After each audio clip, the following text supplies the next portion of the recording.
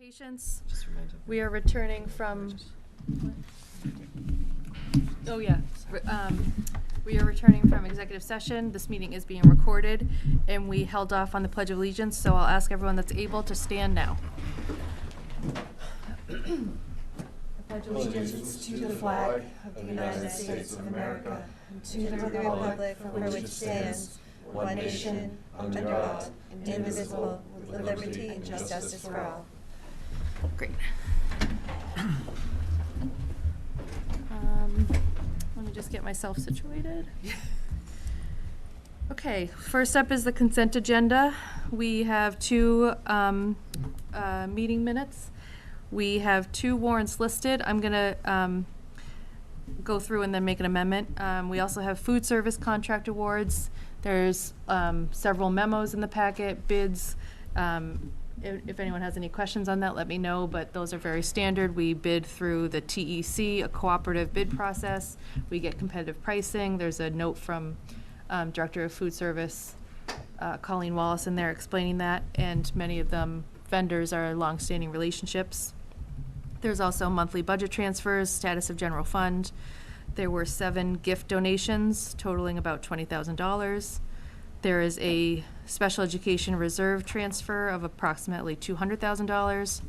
There's also a memo from me to the rest of you to recommend that Sean and I act as warrant signatures over the summer.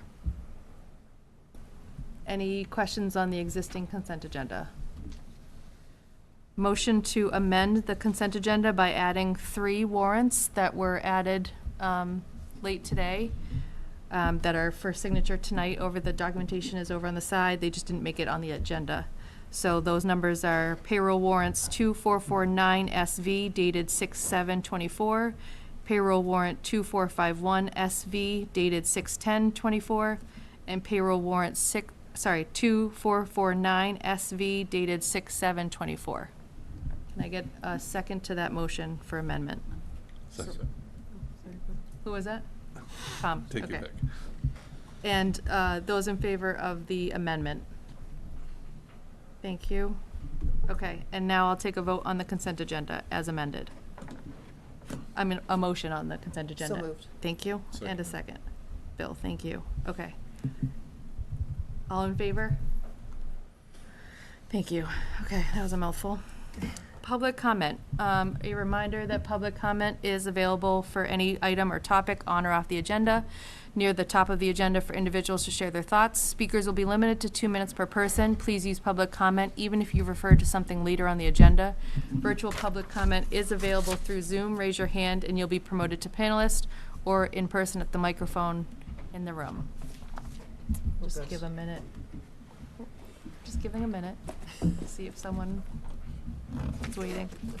Okay, no public comment tonight, so we'll move on to informational updates. Actually don't have a lot.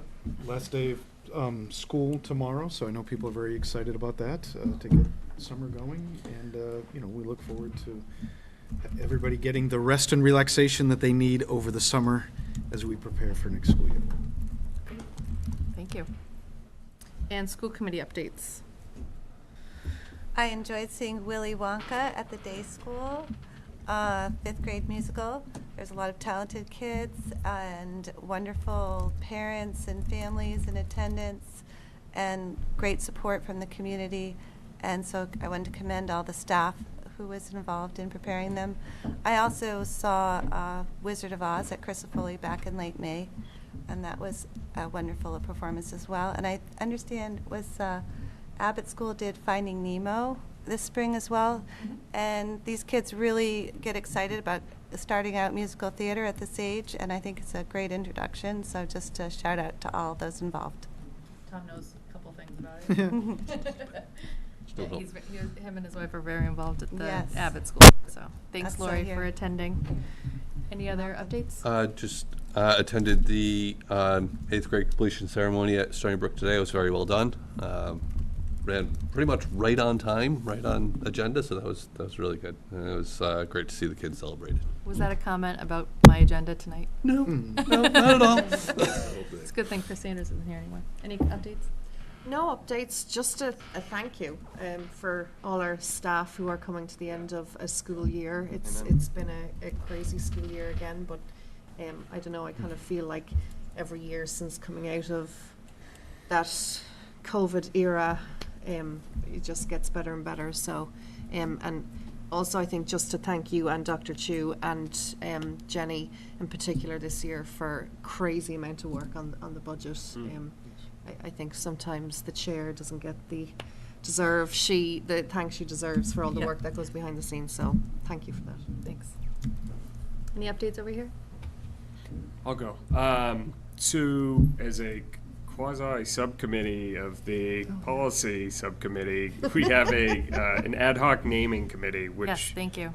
is established by P7211, which is one of our policies.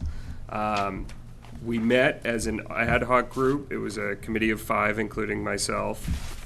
We met earlier last week,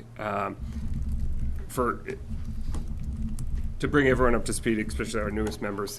There was a request on the school committee at one point to consider naming a certain section of Westford Academy after an individual.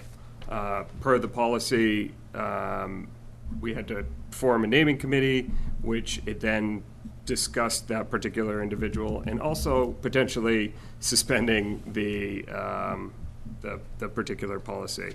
So, in discussions that I've had with the chair of this organization, or of the school committee, we've decided that hopefully this will be considered by the school committee in August or one of our earlier meetings at the beginning of the next academic year. I just want to bring it all to your attention that that will be on our plate early next year. Yep. So. Great, and I can share the original request with the both of you. I would consider tonight the beginning of the consideration period that the policy stipulates, that allows it for public comment. So I would ask if there's maybe like a memo that we Sure. could put, maybe we could put it Yeah. on the policy public comment Yep. part or something. Okay. And just have that up for the summer and Do- then have it on our agenda in August. Okay. Do you want me to get into specifics now, or we'll just hold that, or? We should. Yeah? Yeah, if Okay. you're going to put it up for public Yeah, comment. that would be Okay. great. for Yep. consideration. All right, so I'm happy to sum it up, and I have meeting minutes from this that kind of allude to. So my view on it, so I was the chair of the committee. It was, there were several members of the community who were on it, 4 other members. One was a current student, or actually I believe it just graduated, an alumni who lived in town, a current administrator at Westford Academy, and then a former administrator. We were sensitive. There was a discussion of having someone from town DEI there. Looks like the schedules didn't line up, so that was the committee. So it was 5 members, including myself, and this goes back to something from Westford Academy faculty in February, I believe it was, requested that we consider naming a small section of Westford Academy, the press box, which is on Trustees Field, after former Dean Michael Parent, who's still an athletic coach in Westford. Now, our current policy 7211 states that any naming of buildings to do so, it has to go to a vote in front of town meeting. I sat on the committee that approved that policy, and I don't think the intent of it was ever to be concerned about wings of buildings or smaller things, right? Gardens, whatever. But the language in that policy did include all of that. Correct. Which is why we had to follow the policy. So we're faced with 2. So the first question is if policy, assuming that it requires a town meeting vote, is this what the will of the committee is to put this in front of a town meeting vote? So the first question that we had to answer is whether or not this naming committee was open to suspending, or to recommend to the school committee to suspend its own policy to allow for this type of naming.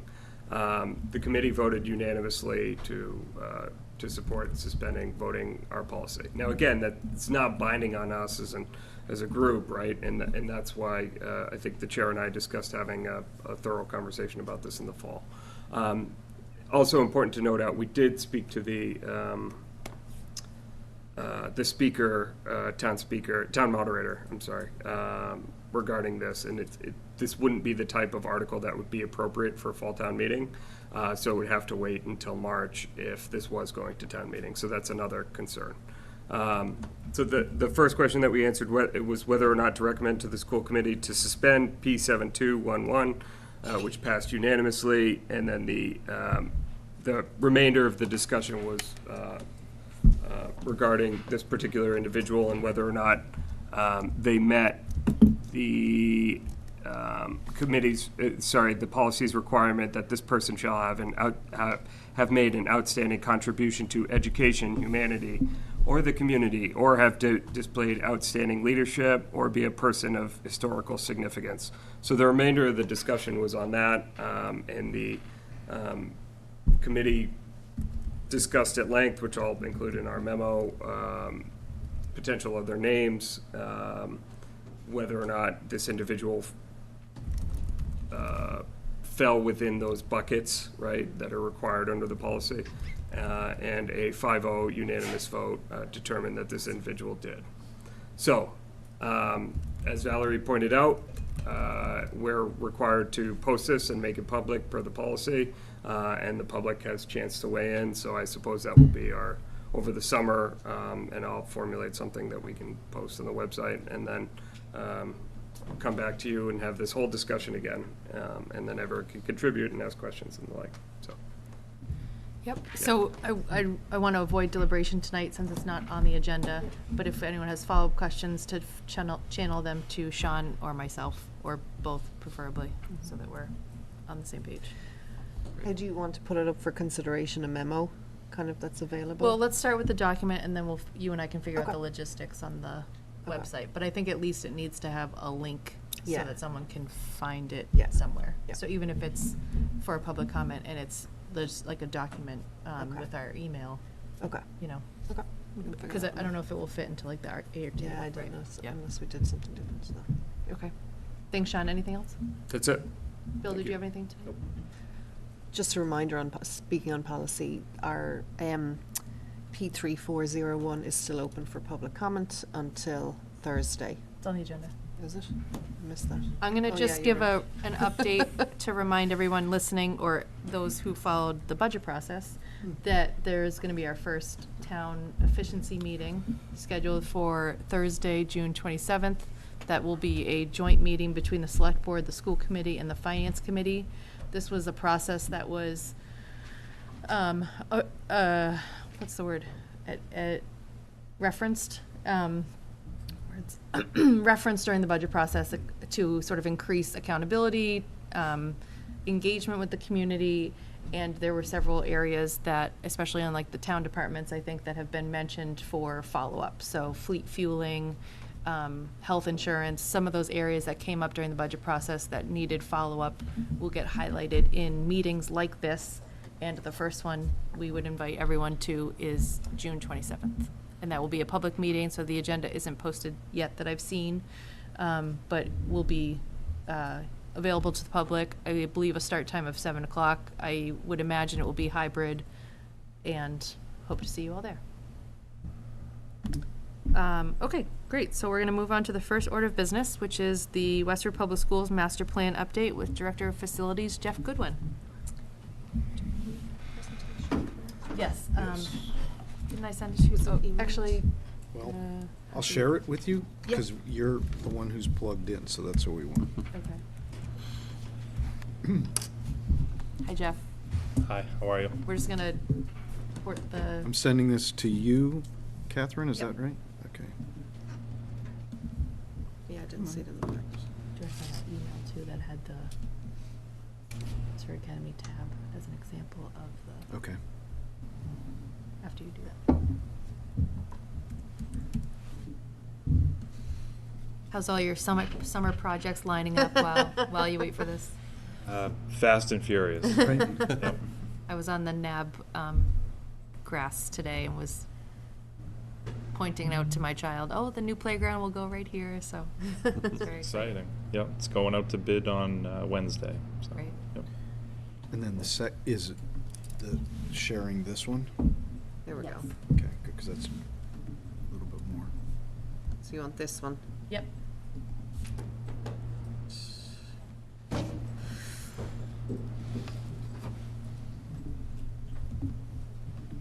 you want me to send that to the full committee right now? Or just to Catherine? If you shared it to, no, we just want it on the video.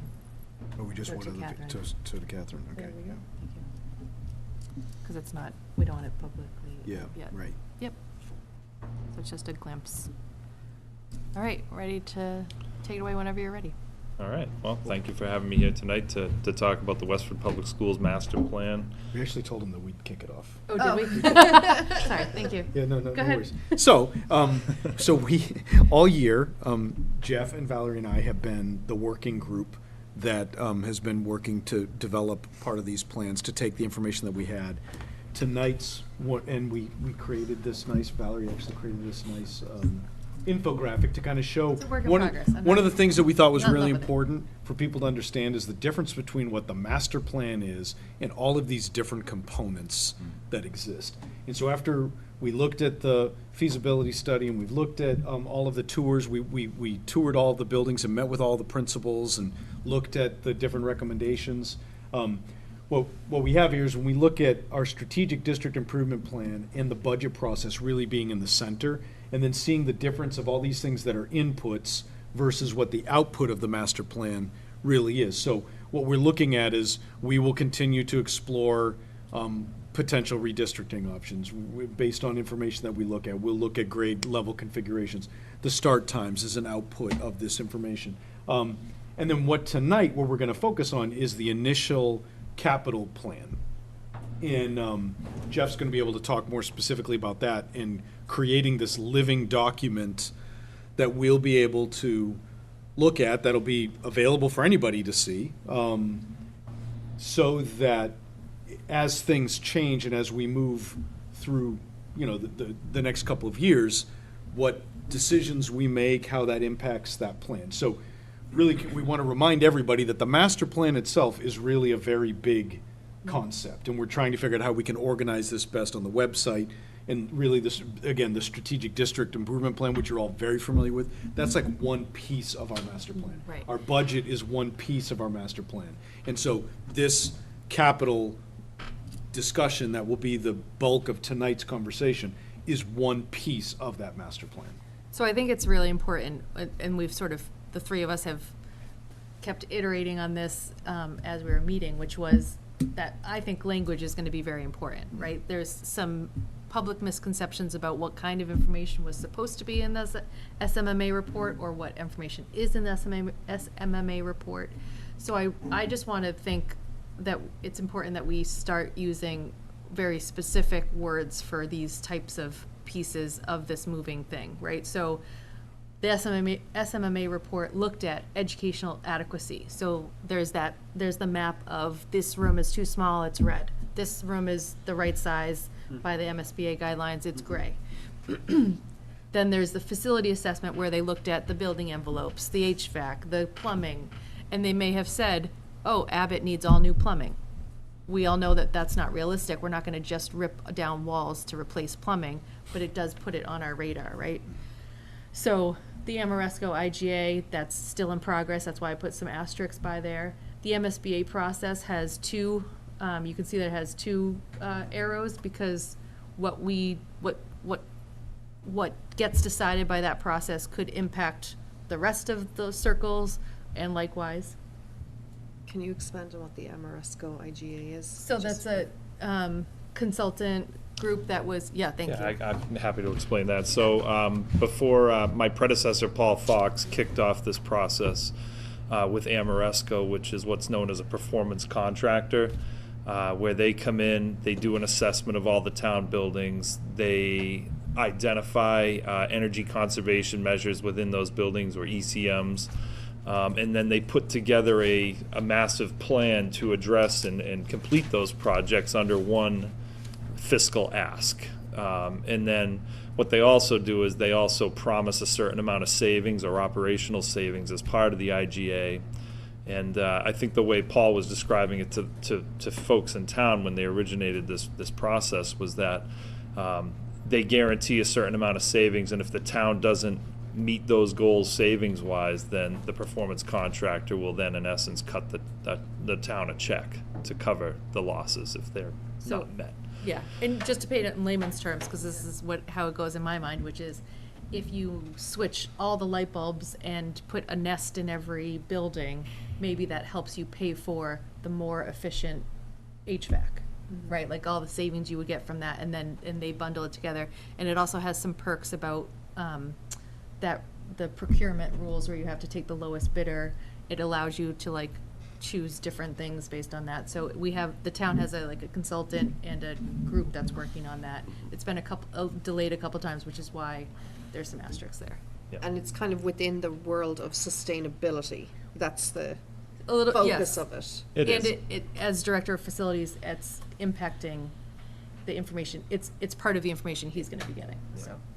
Everything that we want to do and hope to do moving forward has to have that sustainable component to it. So there are some new code regulations that are going to be coming in over the next year or so where it's no longer optional, it's mandatory to look at projects in that way, so. And then Dr. Chu spoke about the outputs, but the ones in the middle are really the layer that all of this operates under, right? We've called out these steps in the STIP, and several of them, they're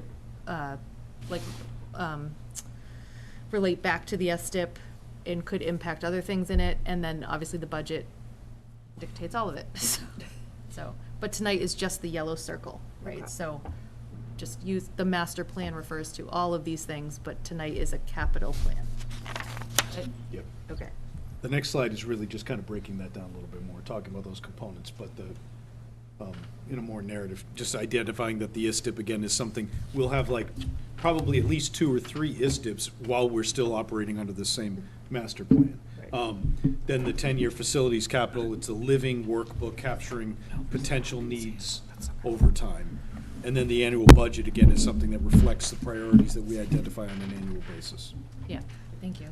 And just to add to that, one of the reasons why this narrative accompanies the graphic is that we hope that this document lives on the website, and we will, part of the MSBA process will be to put a building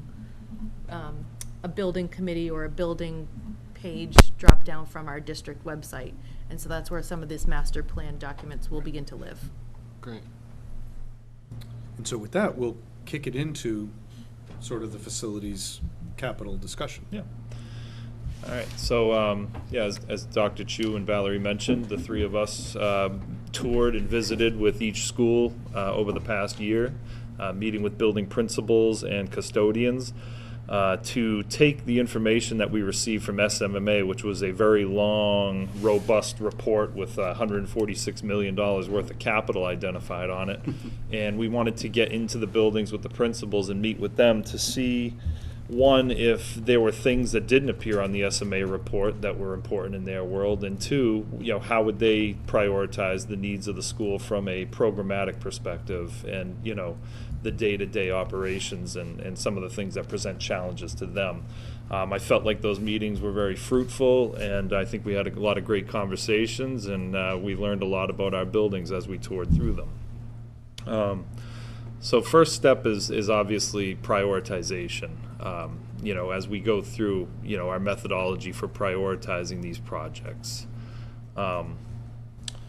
We collected data through SMMA, through our building tours with administrators and staff, and first step was to cull out projects out of the SMMA report. As Valerie touched upon, there were some projects identified in there, like replace all the piping in a building, which typically added up to $2 million projects on the list, which it's good to have that number captured in there, but it's not something that we're going to pursue as part of a capital project anytime soon. I think that's the more, if something leaks or breaks or we have a vulnerability, we'll fix it as it goes, but I don't ever foresee us just ripping a building apart to replace all the piping.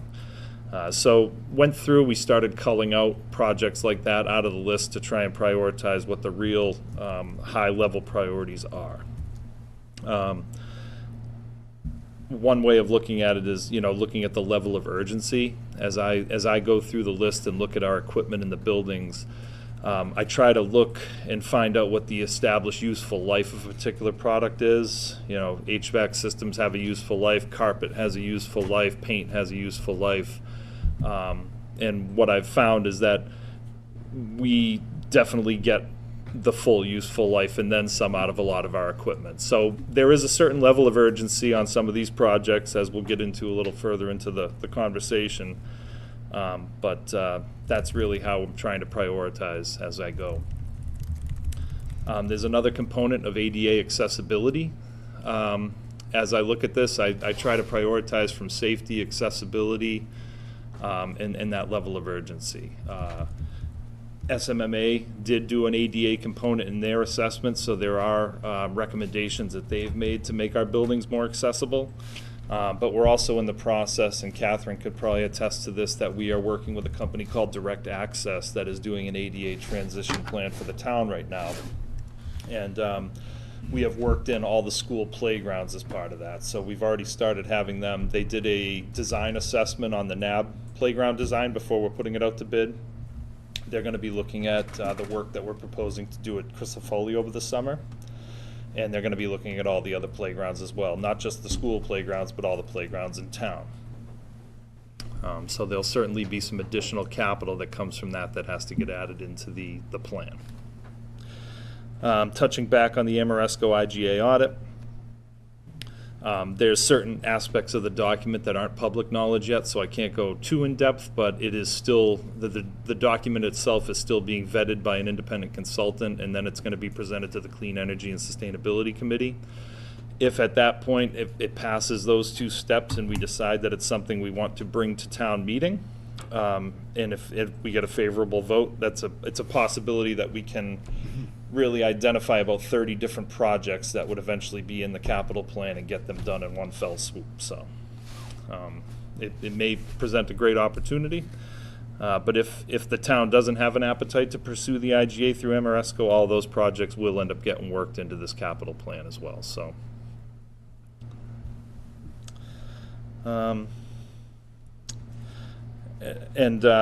just one other aspect of the prioritization piece is, and I'm learning this summer as I have $10.5 million worth of projects getting ready to tee off simultaneously, bandwidth. As I try and look at just one school building across 10 years, it becomes overwhelming, and then you think, okay, we have 9 of those, and then town buildings as well. Part of the prioritization is to figure out what we actually have the bandwidth to do simultaneously and do it well. So that's also something that'll factor into how we stagger these projects out across the next 10 years. All right. Last piece, just the MSBA Oh, yeah. aspect. I'm of sorry, things. I missed Yeah. the bottom part. And then, yes, obviously the MSBA is another huge, it's really the biggest driver of the whole thing is, we're planning capital. Like Chris said, it's very much a working document that's going to be constantly evolving, and it may be a couple years before we really know what the MSBA's recommendation is going to be on Robinson. And ultimately their decision, recommendation, and then a positive town vote or a negative town vote is going to greatly impact which way the plan goes at that point. So I am building in capital ask for Robinson and Abbott and all schools, and with the caveat that things could possibly change depending on the direction we go in based on the MSBA recommendation. All right, budgeting. So the numbers that we're going to talk about and share briefly tonight, these are all 2023 construction estimates that were presented by SMMA and Peter Bradley. So as we talk about numbers, just keep in mind that these are construction costs only. They do not factor in soft costs like project design, bidding, commissioning agents, and owner's project management fees. So in my experience so far in town, those fees usually add up to about 10% of the total project costs. And typically, depending on the size of the project, if we are doing a $6 million roof project at Westford Academy in FY 20, forgive me, I'm shooting from the hip, but FY 29, that means in FY 28, I'm probably going to be asking for $700,000 worth of design and OPM funding the year before that. So that's going to require a lot of, working of the numbers to try and figure out which projects we're going to have to identify those design funds early. A lot of them will. So, but it is just important to note that any numbers you see on the document today are purely 2023 construction estimates that were presented by SMMA. And once we build out the year in which we do the project, we're going to be adding 6% compounded interest per year onto those numbers. Here's the big one. Communication. Obviously, funding these projects is it's a huge ask of the community. We're asking for more, and there's only so much out there to go around. So a lot of these projects are going to be excluded debt situations, and getting the communication and the information out to the voters to express the need and make them truly understand the needs is going to be one of our biggest challenges. The Capital Planning Committee they provide an objective, consistent forum where all the town's capital requests are planned, prioritized, and recommended. They work closely with all us department heads to help prioritize and plan these, especially throughout the fall. The Capital Planning Committee defines capital as anything that costs more than $10,000 and has a useful life of 5 years. As you can imagine, I would be a huge proponent if they could adjust that number, because $10,000 doesn't go very far anymore. We're finding routine repairs in the schools to exceed that by significant amounts. Allison can attest to that, because she's living proof over at Stony Brook right now. So small compressor failures that cost $2,000 to fix 5 years ago now cost $10,000 or $12,000, and that's kind of the reality we're facing. The inflation that has hit doesn't really line up well with our threshold for capital right now. So the majority of things that end up on this capital plan are considered capital items.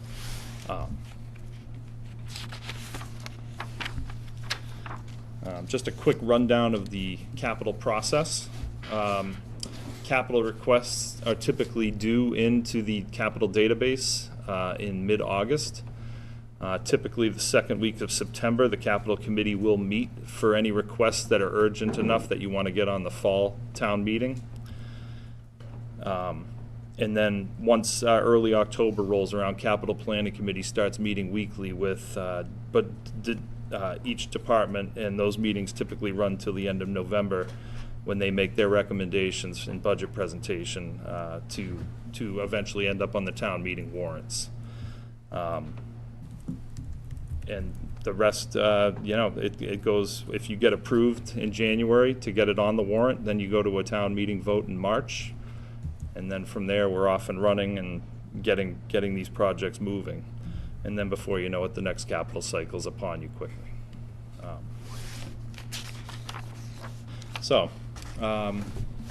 We didn't want to bog you down by listing every capital project that we have on this list. We wanted to try and keep this conversation brief.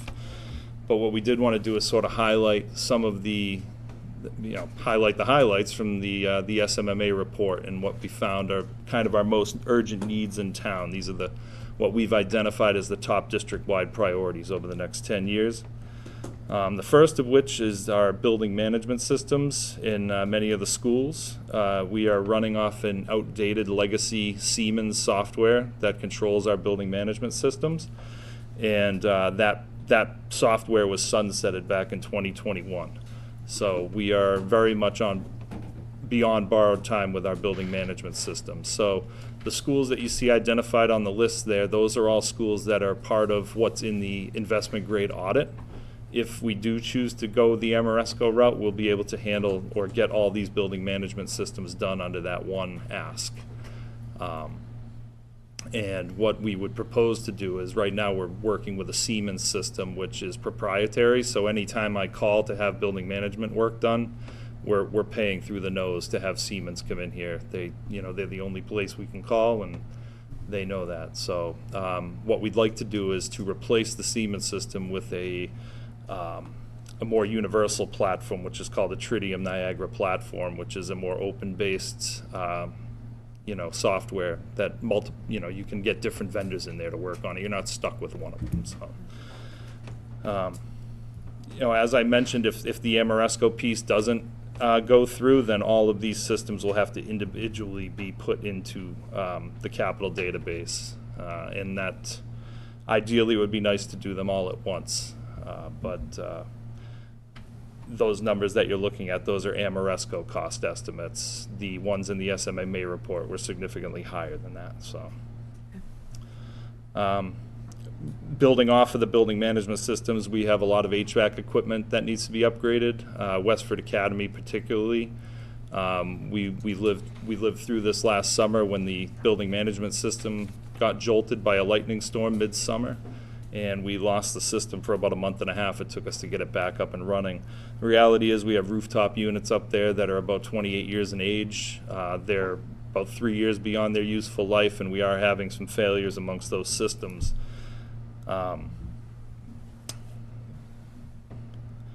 You can see that's a pretty tall ticket item right there, 9,561. Or 9 million.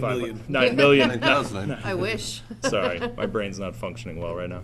9 million, upwards of $9 million. That's just for the HVAC, and that would be a project like we're doing at Blanchard. We'd want to couple that with a roof replacement. So, when you see the sample sheet of the capital plan, FY29 is going to be a pretty big year as far as, I think it's somewhere around $15 million worth of work at Westford Academy. The day school is another one that came to mind with the HVAC. I know that in the capital database exists some money or an ask to replace the boiler system in there. As we walked around with Chris Sardella at day school, he certainly identified some other HVAC needs beyond just the replacement of a boiler. That building does have some humidity issues in some of the rooms. We had some problems in the library last year. SMMA did put a quote in there to replace the entire HVAC system in their report for $4.5 million. In my opinion, the day school may be a really great candidate for us to see about possible electrification of the school, which would very much align with our clean energy goals. And if we're talking about a comprehensive replacement like that of the system, then that might be the first school we really kick the tires on that. The third one is it's not exactly a overly attractive product or project by any means, but it's one that's very important, and that's the glycol testing and replacement at 3 of the schools, Stony Brook, Miller, and Chrysopholy. They're all around the same age, and it's been quite some time since the chemicals in the water that moves throughout the HVAC system has been tested and treated and replaced. So the glycol is what keeps us safe in the wintertime. If power goes out and the water starts moving, this is what keeps us from freezing up. So, and it's very important that these chemicals get tested and treated every so often. Over at Chrysopholy particularly, we're having some valves that are continuing to have to be replaced, and we're thinking that it has to do with the acidity of the water in the system. So these are all, I don't want to call them small projects, but $135,000 per building, and oftentimes you end up having to drain all the water out of the system, test it, clean it, and then replace it. So moving on to the next slide, we have roofs. We're doing a huge roofing project this summer, and I'm eager to get going on that. Actually, materials are getting delivered to Blanchard tomorrow, so we're going to hit the ground running with that one. Our next biggest roof coming is Westford Academy at $6.4 million. And then the Robinson School roof in FY27 at $2.9 million. The Millennium Building, FY30, is $1.5 million. And the Rita Miller School, FY31, $1.7 million. And Chrysopholy and 32 for $1.7 million as well. And even at that rate, the Rita Miller School and the Chrysopholy School have been no strangers to having various spots that leak. we've been trying to address, certain areas of the buildings within our operating budget each year. And I think we're making some headway on that. But ideally, if we could get to that 28-year mark with those two buildings, that would be, it would be ideal, and it would be almost in line with what we've been getting out of our roofs so far. Jeff, the Robinson School, I see you have a slate for FY27. Does the MSBA decision process make any difference to the timing of that? Absolutely. I'm not going to put a roof on a building if we think we're possibly going to replace the building. But I do think it's important to know, or for people to know, that there is a level of urgency with the Robinson. Yeah. We're going to have to pour some money into it sooner or later. To So even patch it up if yeah, we are we getting can rebuilt. continue to make spot patches as we need to, but the reality is that roof is well past due to be replaced. Yeah. So And this will become part of our communication, which is, there's a cost to both sides of future MSBA votes, right? Like Oh, you yeah, could, yeah, yeah. you, residents can support the MSBA process or choose to keep our current infrastructure, but it's not without Yeah. some cost to it too. But what then I'm wondering is, if it does get covered through the MSBA process, does that allow for some of the other roofs to absolutely, yep. be dealt with Yep. sooner rather than Yep, later? absolutely, and that's the thing. This is a constantly evolving process and document. It really never ends. It's Right, and so, and I think that's where some of the conversations we've had are about how to find that balance of, putting a public-facing document that we want to be a living, Yeah. usable, practical document for the facilities department too. I don't want Jeff to have to create two documents, one Completely, that's yeah, like, yeah, on our website looking fancy somewhere, but then another document that he's actually Yeah, using. yeah. So what you'll see in the next couple slides is, or when we switch over, is a glimpse of that. Yeah. But the understanding that it is constantly Evolving. changing. It's a working Something document. could, Yeah. become urgent tomorrow that's not on this Yeah. list right now. And I would say especially for roofs, and you may or may agree or disagree, but I've always looked at roofs as, yeah, $6.4 million is a big number, but if it's kicked down the road, it's gonna cost more, A, for the project, but also when it fails, because a lot of people say, oh, well, the roof's not leaking, so why do we need to replace it? right. A roof of everything, you need to replace it before it leaks, because then you have to deal with the consequences. Yep. So. So if we go to the last slide, then This one? after we look at this and talk about these, then I sent you an email, Catherine, Oh, that has okay. a Excel You want to bring that one up sheet. now? Let's let them just kind of highlight Okay. these quickly, and then I think if you can open up the Excel document afterwards Yep. to give everybody an idea of what this workbook looks like. So yeah, I've already touched upon it. ADA accessibility is a huge part of what we're factoring into the plan. It includes pedestrian walkways, ramps, signage. That's a big part of what direct access is going to be looking at as they're looking at our outdoor play spaces. They're going to be looking at routes of access and travel to and from those spaces. Bathroom fixtures. In the SMMA report, for instance, they had us replace every bathroom fixture in Westford Academy for $1.7 million. Probably not going to roll it out like that. We're probably going to do it, a couple bathrooms at a time. A lot of that we probably can work into our normal operating budget if we stagger it out properly. And then playground accessibility, of course. The other thing that was clear as we toured all the schools is our parking lots are in desperate need of attention as well. I think I mentioned it the last time I was before you in the fall that in an ideal world, I always like to work with a top-down and out approach when it comes to these projects. If I know I'm going to have a crane putting new HVAC units on a roof, I'm not going to replace the driveway until I know I'm done with that process. So ideally, when I look at a building holistically, how I want to start at the top, work my way down and out. It would be ideal if that's the way it always worked, but it doesn't always work that way. So we've identified plenty of parking lots that need some immediate attention.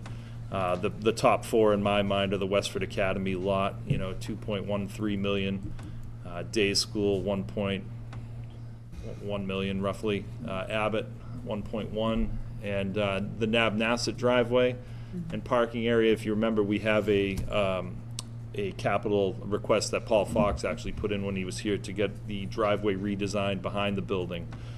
We ran into some snags with that design due to the location of the existing playgrounds. So once we have our new playground in place and the old playgrounds taken out, then we're going to be able to pursue that project again. We've identified the friction points that engineering identified, and we'll be able to move forward with that project in FY26. May I ask a quick question about NAB?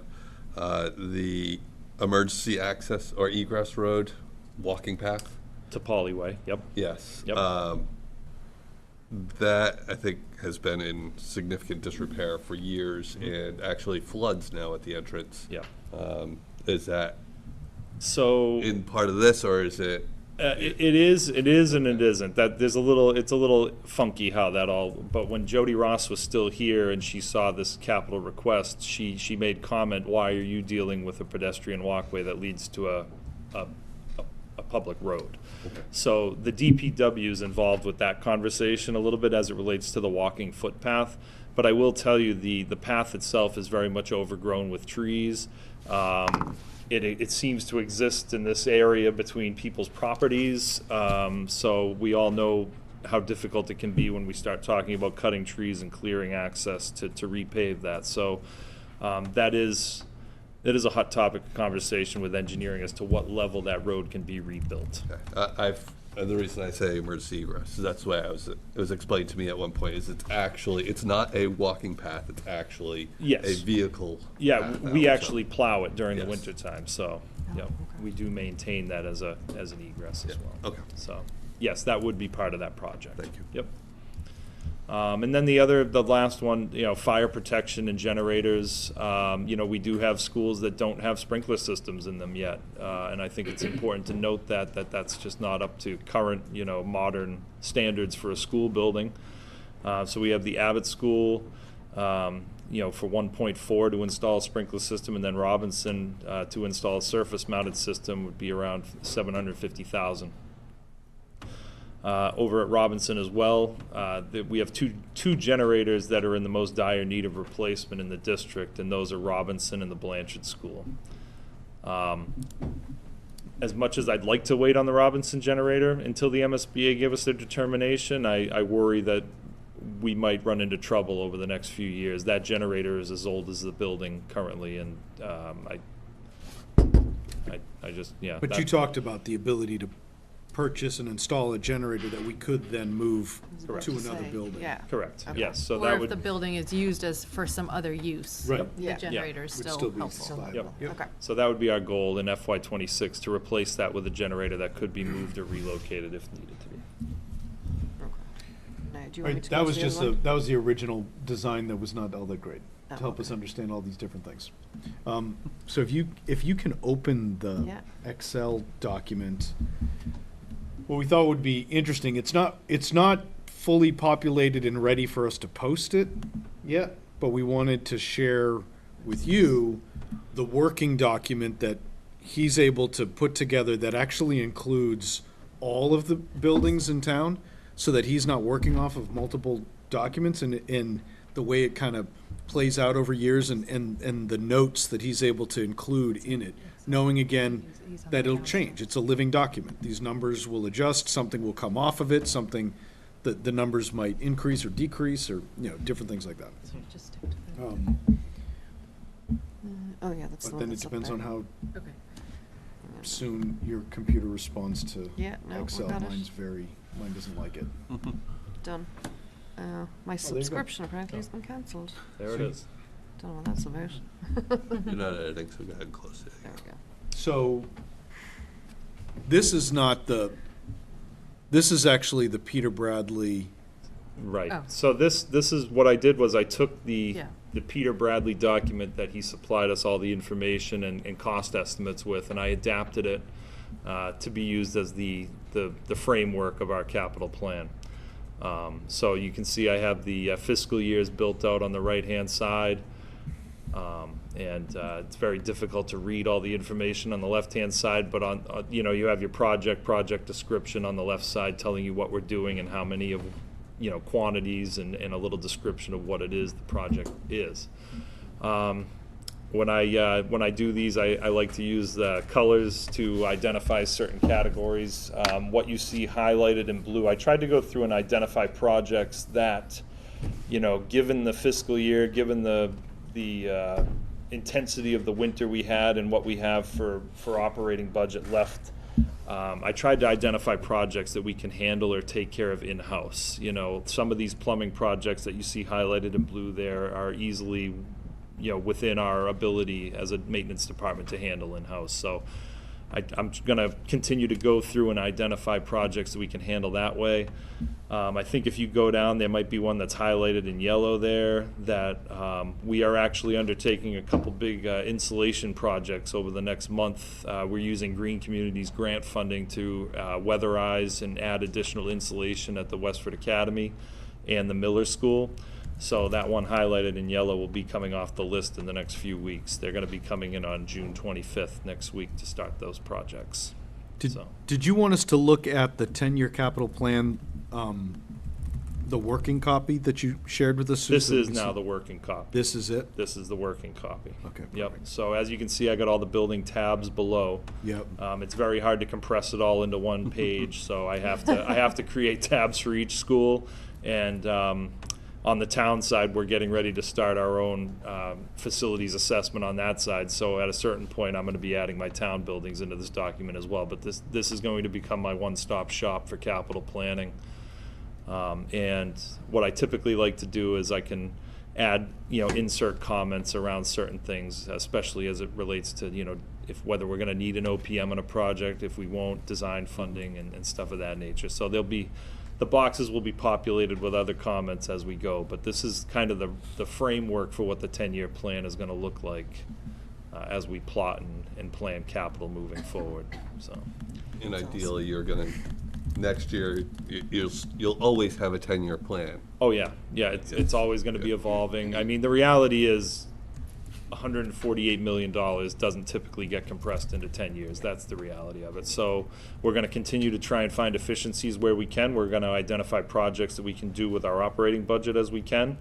There's grant opportunities out there for energy conservation projects, and we're going to continue to go after that funding as well. So as I continue to work and update this document, I think we're going to be able to find more and more efficiencies as we go. But, Thank you so much. yeah, you're welcome. Great. And just as an FYI, I think we talked that my goal is to have a working version of that up on the school website, by the end of the summer before the start of the school year. Yep. And, yeah. So people can go and have a look. Questions from members?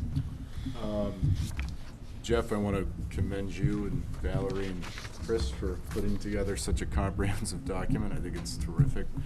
I think, one of the things when we talk about communication is, what we as a committee can do to herald, the urgency and the prioritization of these projects. One of the things that comes to mind is, I think as we as homeowners, right, think about the age or the use, the long term, right, how much years we get out of a certain project or a certain something within our home. Same thing probably for the schools and for the town to consider, like, what are those age frames that we're going to get out of these projects, and being able to communicate that somewhere in the document or somewhere for information for both the public and for us to vocalize that. So good job. Yeah, all right. Any other? I think, Ag, I love the fact that you're doing this plan. It just helps with all forecasting. It also, I think it shows the commitment to the proper stewardship of our buildings. And, to Bill's point, as a homeowner, I know that I may have a water heater go at any time. I may roll the dice of, okay, it's end of life, but, I can wait till it actually goes. We have to remember, and I think we need to remind the public that it's more than that for these buildings. If a boiler goes in the middle of winter, we're losing education time, we're losing, we're paying staff not to be in the buildings, all these extra non-tangible impacts, not to mention the fact that, I can replace a water heater from Home Depot we can't do that at the schools. No. So, No.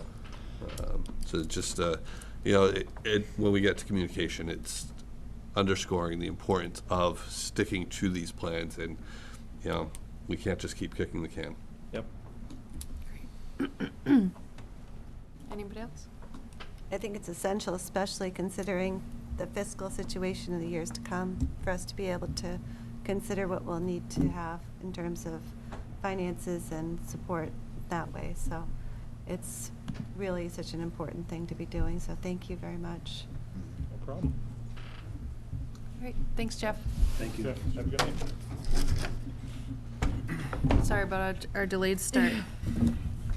We'll invite Lauren Clark and Gerard Coughlin up next for the Department of Special Education and Social Emotional Learning update. Do you want me to pull up the cartwheel presentation, please?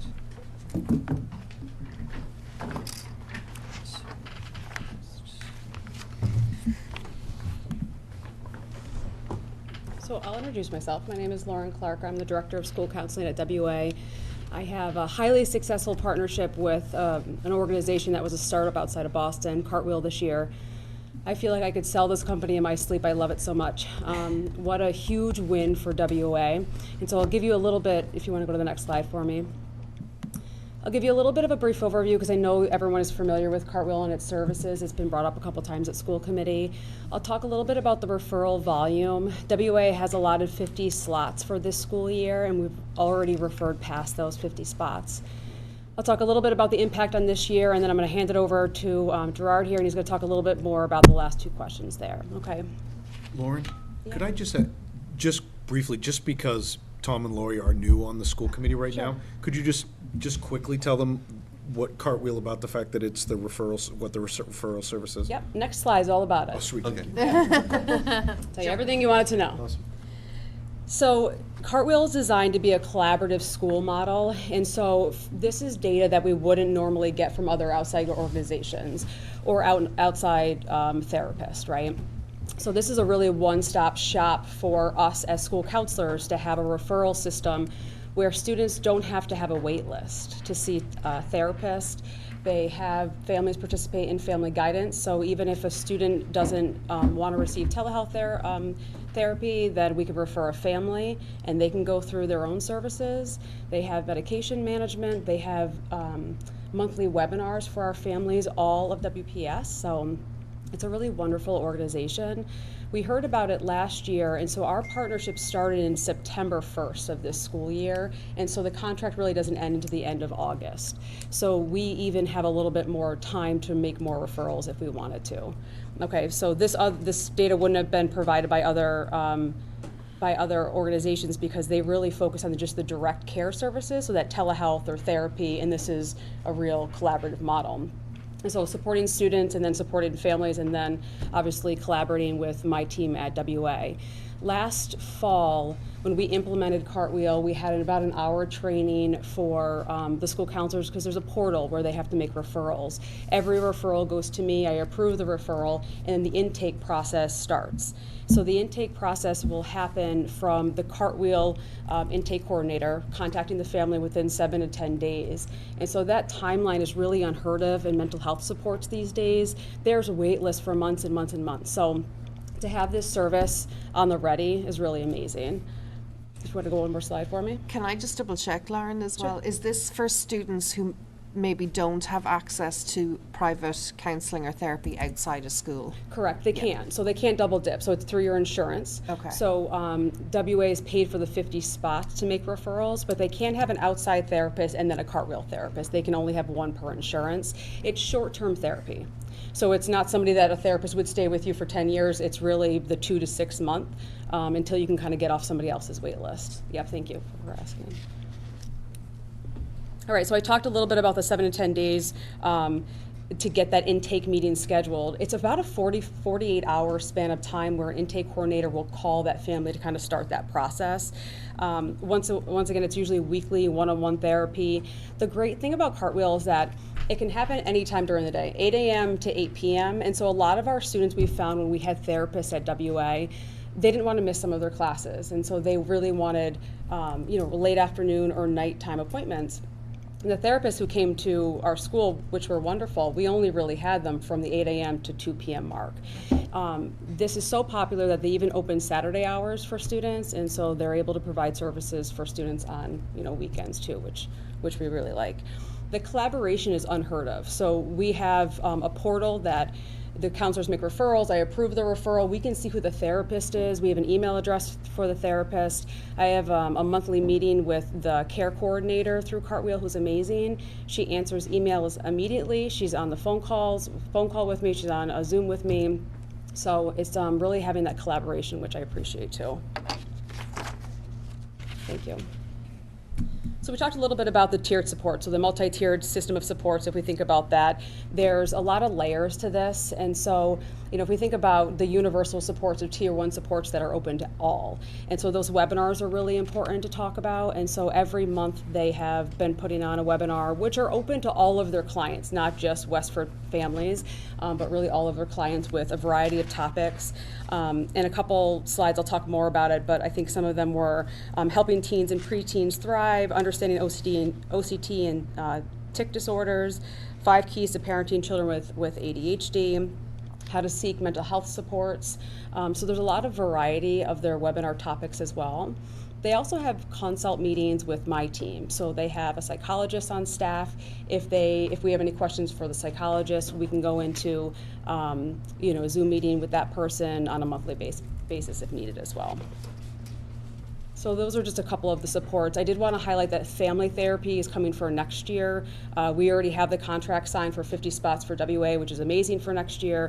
And so we can always make a referral for family therapy as well. Thank you. They do work with the students over the summertime, so it's not like it ends as of tomorrow. Therapy still continues. The first one, the Cartwheel Care, is just the normal referral that we would make any day of the week, and so that would continue over the summer. The Somersault is a refresher program, so if students, let's say they start in September, they've already finished their treatment, then we can make another referral for Somersault, and they can have like a refresher course. And then the Bridge is the interim for students to have a successful transition back into school next year. We're really making referrals for Somersault at this point, and only a couple for the summer supports. Talked a little bit about that webinar series. I think the more information that we can get out to families, I think they'll be a little bit more popular. We do send the information to the middle schools as well, and so building principals and their school counseling staff, and so they can kind of send that out to their families. All right, let's get some data points in. So 57 actually referrals. I approved one a couple days ago. So 57 referrals that were approved already this school year. And so I did put in parentheses the utilized referrals, which is different from the amount of referrals actually made by WA school counselors or school adjustment counselors. And so 44 utilized means that they've gone through the intake meeting. If they've gone through the intake meeting, that counts as a utilized referral. So we really have 6 left for the remaining portion of the school year. The 56 or 57 that we've already made this year means that we're already over that submission rate. So we have a lot of the 50 spots, we're already over that by 121+% at this point. I did want to list the top reasons for referrals, and so the top 5 are there at the bottom. So anxiety is our top, depression, coping, so learning coping strategies, stress, and then the last 2 are really the same amount of students were referred for family issues and or self-esteem. On the right-hand side, we have referrals by month. We had a huge influx at the beginning of the school year, and some of it really depends on when we give out our anxiety and depression screening at WA. So we do that 4 times a year to different classes, and we'll see like a little bit more of a higher referral rate. The point I think worth noting is that 44 utilized referrals out of the 57 made. There's a number of reasons why parents probably wouldn't pursue or kind of go through with that and they wouldn't become a utilized referral. And so some of those reasons would be a couple of the families the intake coordinators couldn't get a hold of, or some of the families said, I actually got off a waiting list for a long-term therapist, and so I don't need Cartwheel services. One said, I have a great relationship with my school counselor. I feel like that's a good starting point for now, and then maybe we'll think about that in the future. So there's different types of reasons, maybe private insurance, deductibles, some of those financial situations as well. And our cartwheel slots are based on the ones that are utilized as opposed to how many referrals you make. Correct. So they might. Yep, so I have 6 left. Yeah. Yeah. Okay, so we have, I would say, so it's 16 and 16 for 10th and 11th graders because of my new approved referral last week. And so that tracks, I think that makes sense. It's really even across the board, which I think we always would think the highest would be probably, I would think in 10th grade, maybe in 9th grade, because they might not have services coming up. As they kind of get a little bit older, they might be more aware of services and kind of already seeking out a therapist. I guess the only surprising one there would be the seniors. I thought it would be like a little bit lower on that side. I love the data points that they're really kind of pointing out at the bottom. This is straight from Cartwheel, from the portal, that I can get all the information. They go through pronouns, number of students on an IEP or a 504 plan, and then they even talk about the primary languages of the families as well. Lauren? Yes. Have they shared any data with you about typical percentages? Like, I'm curious because your idea that the 12th graders just being a little more surprising, it's also a new thing for us, right? Sure. So I'm wondering if did they notice that that's a difference based on, all the different groups that they look at, or no? Yeah, it typically would be higher for the 10th grade population for sophomores across the board. Yep. And they're probably in, I would say, about 50 high schools within Massachusetts at this point, which is huge. They just started a few years ago. All right, so we're at that 57 approved referrals. They give out a screener the beginning of each session, which scores for anxiety and depression.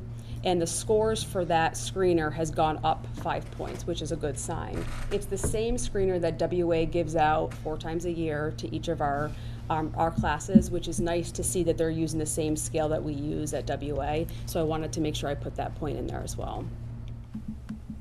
The bottom portion, so on average, students enroll in 15 sessions. So this is not like a 2 sessions and then I'm all set situation. On average is 15, which is great. And then so far this school year, there's been 366 total sessions completed by WA students.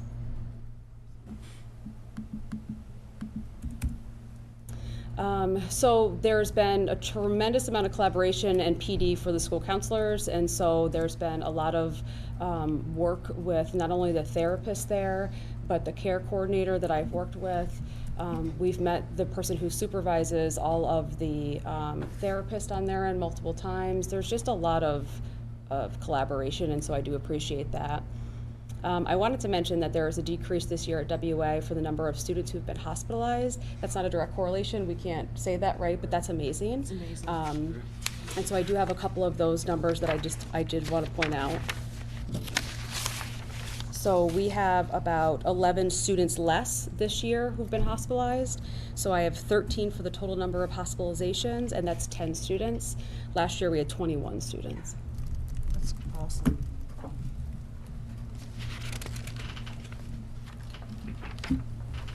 On to you. Yeah, sure. So first of all, I just wanted to say and highlight the tremendous work Ms. Clark and her staff did, just sort of managing, utilizing, and overseeing Cartwheel.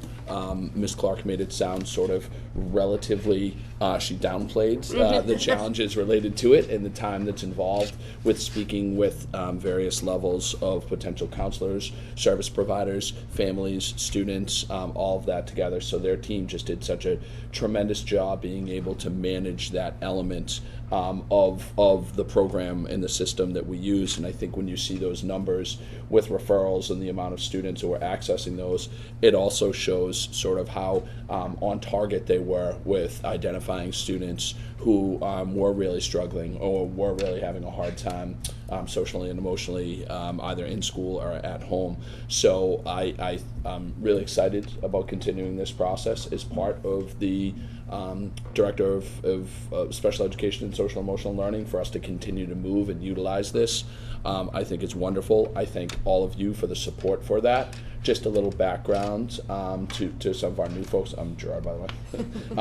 Met you at graduation. But just to discuss some of that, it was previously paid for as a grant. That grant was just a one-year grant and expired, and I think through the support of school committee, Dr. Chu and our administrative team, we see the value of continuing that into next year. So this slide right here just talks a little bit about what can we do to expand that partnership. There is a staff therapy component to it. I do know through our benefits package here in Westford, we also do have a staff therapy option that we can also access. So that could potentially be maybe a little bit redundant, but at the same time, given the strength of Cartwheel and everything Ms. Clark has outlined tonight, it would be interesting to see, would one potentially be more effective than another in evaluating those. There are many of these types of sort of like software or portals out there, and in my experience, having worked with a couple of other ones, Cartwheel is by far the most effective, the most responsive, the most collaborative, all of that working together. So really, we had discussed a little bit about expanding that partnership and what that might look like. So if we jump over to the next slide, we can see that there are some different price points. And I think Ms. Clary may have brought this up the last time I was here, and we had spoken about it, where you asked directly, are there ways we can creatively think about expanding that? What can we do? I know for us in the Department of Special Education and Social Emotional Learning, we continue to explore grants to see if that's something we can do together. Our work together within the district, and Nicole Laviolette, she is also working with us to see if there are other ways we can expand that. So you'll see up there just a couple of different price points. We did work together with Cartwheel to talk about those different levels of services that they could potentially have. Given what we had this year, we were very close to that 50 number with the 44 we had here, but we did decide to continue that number 50 next year based upon just sort of the costs of that. It is our goal to continue to track that data very closely and explore if there is a need to expand those to either 75 students, as you can see on that slide, or potentially 100 students as well. So those are a couple options there. One of the other pieces Ms. Clark spoke about that we had talked about potentially expanding this to the middle school as well. And if we look at the data we have here and see that number of 44, 45, we're thinking, are there between 4 and 6 sort of referral spots that we could coordinate and have open to the middle school.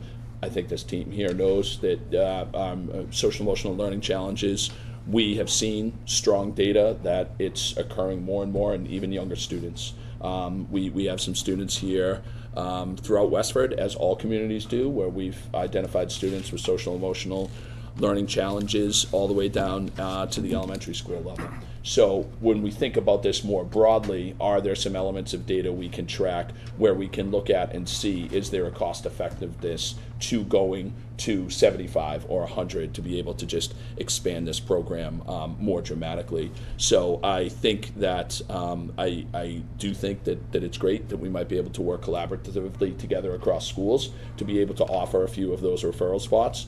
But I also think it's really important for us to maintain our highest amount, given the data we have at WA, to be able to do that. So tonight, I guess I would just say for all of us to consider if that number grows over the 2024-2025 school year, and given the tremendous support Cartwheel has provided us, would that be something that we'd think about together as a district to expand?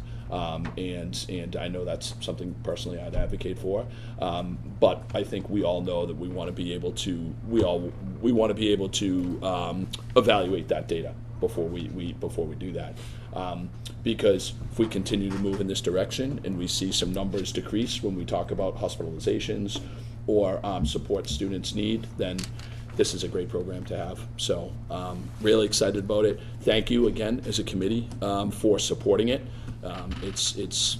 Can't stress how valuable it's been to us as a community in supporting our students here, particularly at Westford Academy, and as we move forward, potentially more. The last slide is just a little information about that staff therapy piece and what that looks like. I think it's really important for myself as the leader of special education and social emotional learning to also work together to support our staff as best we can here. And so just sort of evaluating what this could potentially look like for us and weighing what that will look like versus our benefits package here, and seeing what we have. Either way, Westford as a community has clearly shown that they support that and support our teachers and staff by having that available here. So again, within our benefits package, I mean. So again, either piece I think is phenomenal, and also makes our staff feel really supported across this area. Because as we all know, there's been some hard years for educators over the past few years. So that is good to see. Questions?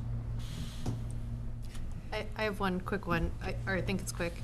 When you say the 50 slots, and it's a 2 to 6 month, is it rolling slots? Or is it like one kid gets a referral in September and that's one of 50 gone? Correct. Yeah.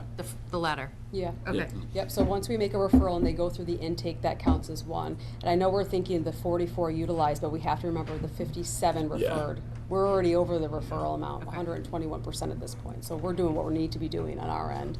But even if that So- person like phases out, that doesn't open the No. slot back No. up? Oh, I Got it. wish, that would be Okay. great. No. Nope. That's what I was trying to Once figure out. it's taken, it's taken. And if a student doesn't have health insurance, so typically once they start seeing the therapist, we're not actually paying for the therapy sessions. That's typically coming out of their own health insurance. Correct. If the student doesn't have health insurance, Thank you for this question. This is a good one because there's Yeah. so few students at WA, but they're students, right? And so what happened this year was that I called Nicole from the town and I said, I have a bill for $600 for a student who needs some help, and she took care of the bill for us. Through some settlement fund money there. Cartwheel put in the agreement for next year for me though to cover the cost of, I think it's 2 or 3 students who are not insured. And then after that, they would be working with Nicole to get that covered, so they will be covered. We also added an extra layer because those families who might not have insurance will then be given, not through my department at all, but that therapist will be giving Nicole's information to the family so Nicole can direct them to some insurance. So even though it's few students, it's really important to note that. So we had them covered this year. That's great. that's awesome. I'm very grateful that you're looking at the opportunity for the middle school also, because I do believe that, you know, the creep is there, right? That the social emotional is creeping lower and lower, anxiety and whatnot. And I'm glad that you're able to get the data, because that is ultimately, you have 1 year of data now.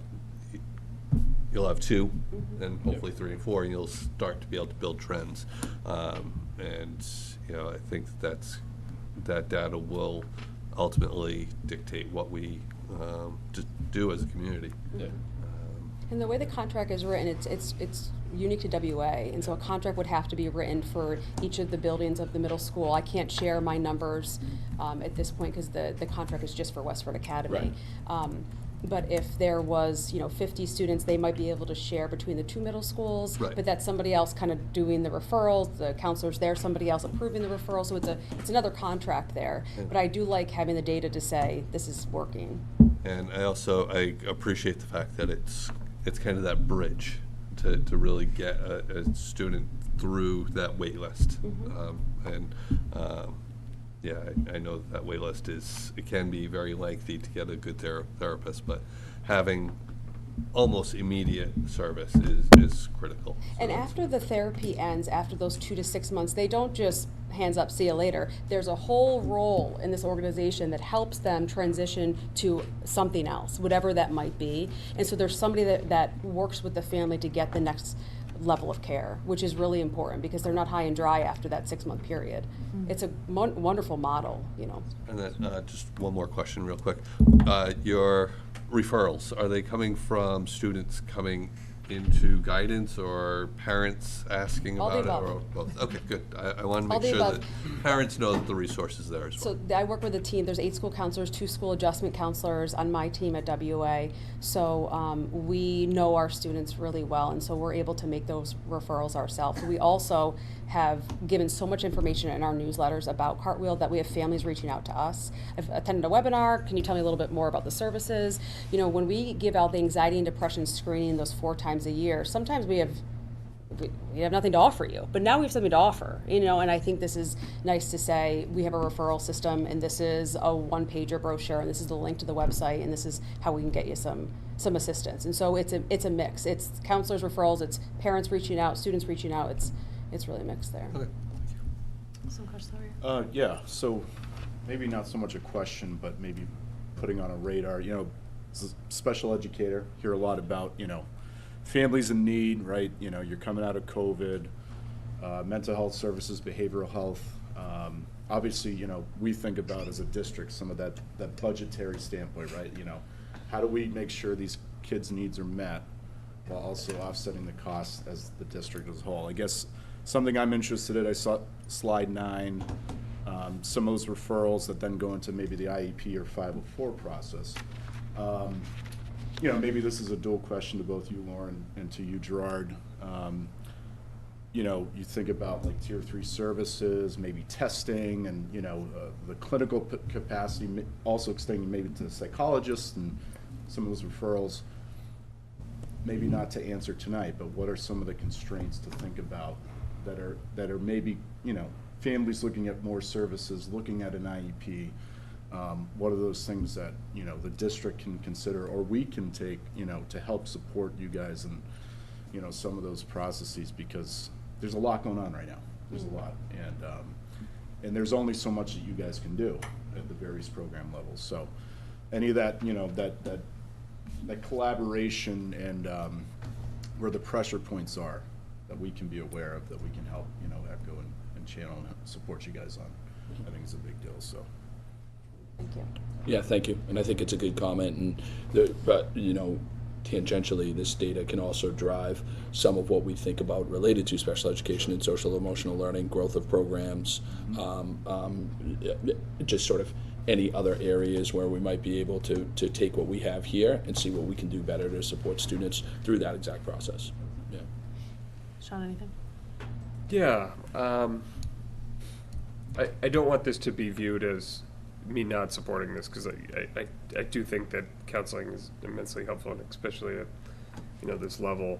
I guess my question is like, what metrics are we using to determine whether or not this is an effective program, right? Like, I see I think it's slide 10, it's referring to what 95% of students say that it's helpful after the 3-month period, they enjoy talking to it. Is that kind of what again, don't look into my question, I'm just saying, what do you guys, Sure. how are you guys viewing this as whether or not it's effective or not? I take the point on the right, the 5-point improvement for clinical anxiety and depression scores for the GAD-7, PHQ-9. So we could say 100% of kids think it's helpful, and then there's no improvement with the scores. This is, you know, a research-based tool that's used not only within, it's not like Westford came up with it, it's used within my department, but it's used by all of these therapists too. So that 5-point improvement scale, you know, it could really move a dial. So if you look at, can you see this far away? If you look at where things are, you know, you're looking at an anxiety scale from 0 to 21. You're looking at a PHQ depression scale from 0 to 27. 5-point difference could put you in the severe depression to moderate or even mild. That's huge. Okay. Yeah, This is what I understanding would be that using. scale, that's super Pass helpful. this around. Yeah. 5 out of This each. is, yeah, this is 5 points might not seem like a lot, but when you're looking at a scale out of 15, and they use a PHQ 8, they don't use that last question for depression screening like we do, so they're at a 24 for that. So 5 points is a big to-do. That's a big deal for us. Yep. Here's the other question is, do the staff and teachers at WA notice a difference with these students as well? I mean, I know there's all the grading, but you can normally, you know, ascertain, has a student got a pep in their step again, or is schoolwork going okay, or? We can't share whose referrals have been made. Obviously, that's confidential Yeah. information, and so we wouldn't be able to collect that information from teachers. Okay, but would you even see it, like, do you check in with students yourselves Yeah, of personally course. as the year goes on and? Yeah, of course. Okay. Yeah. Any other? I'm I- just I was- cu- oh, yeah, sorry. I'm just curious about the scheduling, that, do kids see their therapist during the school day as well? It sounds like it. They have the option, but very few. So we have probably 1 or 2 throughout the school year that have. We have a whole separate room for them, and there's still a separate space, and we give a pass like we would for any meeting with us. And we've done this in the past when we had therapists come to WA and deliver services, but very, very few will utilize that. Right. And are there urgent appointments, like for kids who are really having a crisis? Would they be able to be referred right away to someone? They would see their school counselor first, and we'd go through the normal risk Normal assessment. process, Mhm. okay. Yeah, Thank you. you're welcome. George still has other slides to share with you. I just wanted to just really quickly, Sean, you do raise a good point, and I don't think anybody felt that question was inappropriate. I do think, are there ways, as we become more familiar with Cartwheel, are there 1 or 2 other data points, 3 or 4 other data points that we can look at that can help us with that? So, and thanks, Lauren, for showing that. But you know, that is a valuable question too. So it's just to see, you know, are there even additional sort of data that Cartwheel can give us related to that? Have we, not having to wait to see a therapist is huge. Yeah. My sister's a therapist, and I know how difficult it can Yeah. be to get even on a waiting list sometimes, Yeah. so. Yes, that is factual information. Well, in the vast majority of it too is turned to online therapy sessions too. So the fact Yeah. that you might be able to get an in-person therapy session is Yeah. unheard of. Yeah. I just want to be mindful of the time, and we Sure. do have Yeah. staff Yeah, I know. presentation, waiting patiently. Do we have, so we know the contract's up the end of August. We currently have budgeted to renew it for another 50 students for next year. For Westford Correct. Academy. For Westford at Westford, WA. Yeah. Do we have the option? I see you're recommending on this slide that we would increase it up to 75 students, and I'm assuming maybe Ms. Hammer and Mr. Hislop would enjoy having that possible access. So are you suggesting that we wait an extra year before we would look at trying to implement it at the middle schools as well? Or if you had the option, would you like to roll it out this year from September 1? That's your. Well, I mean, I think in an ideal world, of course we would like that, but there were budget constraints that came into play with that 32 from 45 number jump. We even reached out to Cartwheel and just sort of said, is there a 60? Is there, we tried to negotiate some of that as well. And that was hard, but those are factors that become part of this conversation.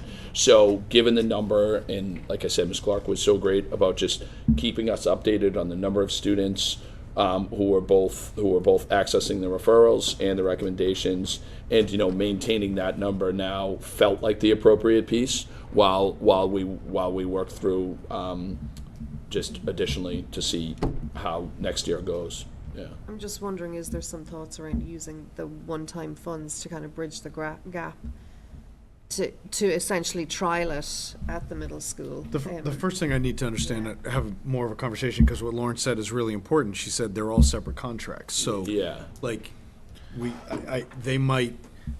we might be able to increase our number to 75, but it doesn't mean that it would be easily shared with the 2 middle schools. So I think that's what we just need to look And at, then also right? the capacity Because she, maybe to- yeah, and if you're approving the referrals at WA, then that's not something that then I would want on your shoulders to then be approving referrals at the middle school. So I think That we would be need a to different talk with responsibility. them Yep. to figure out if we want to expand this to the 2 middle schools, what is the most cost-effective way to do it. And it sounds, based on just Lauren's experience with working with them about certain things, like the fact that they would work with WA, then maybe if they knew that as a district we were looking to expand this, we can talk with them and Yeah. look into Yeah. it. And I know we are constrained, but I love that you highlighted Right. the equivalence Yeah. of a therapist. I was gonna Bob? add- Isn't that amazing? I was going to ask you a question though. Is that right now. That's To for me, my I would 50. read that as right now for the That's 50. for my 50. Right, so as the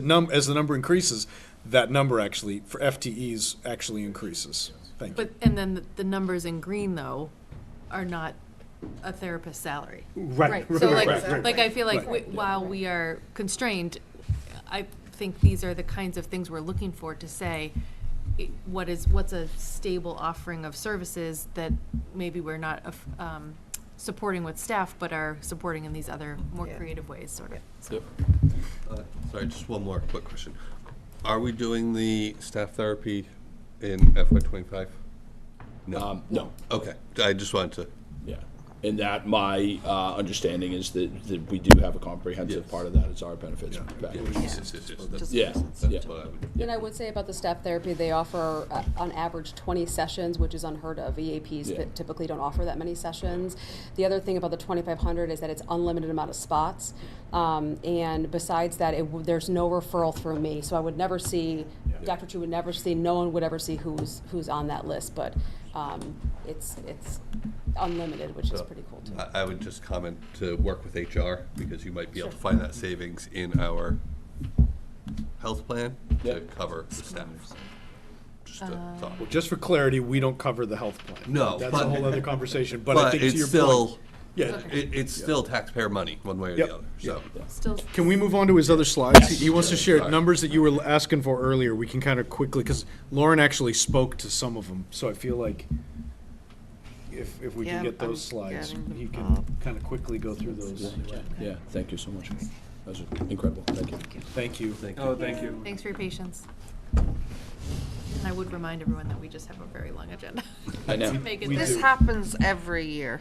I know, but I don't think good decisions come the later Right we in your go. late evening. Sorry. I have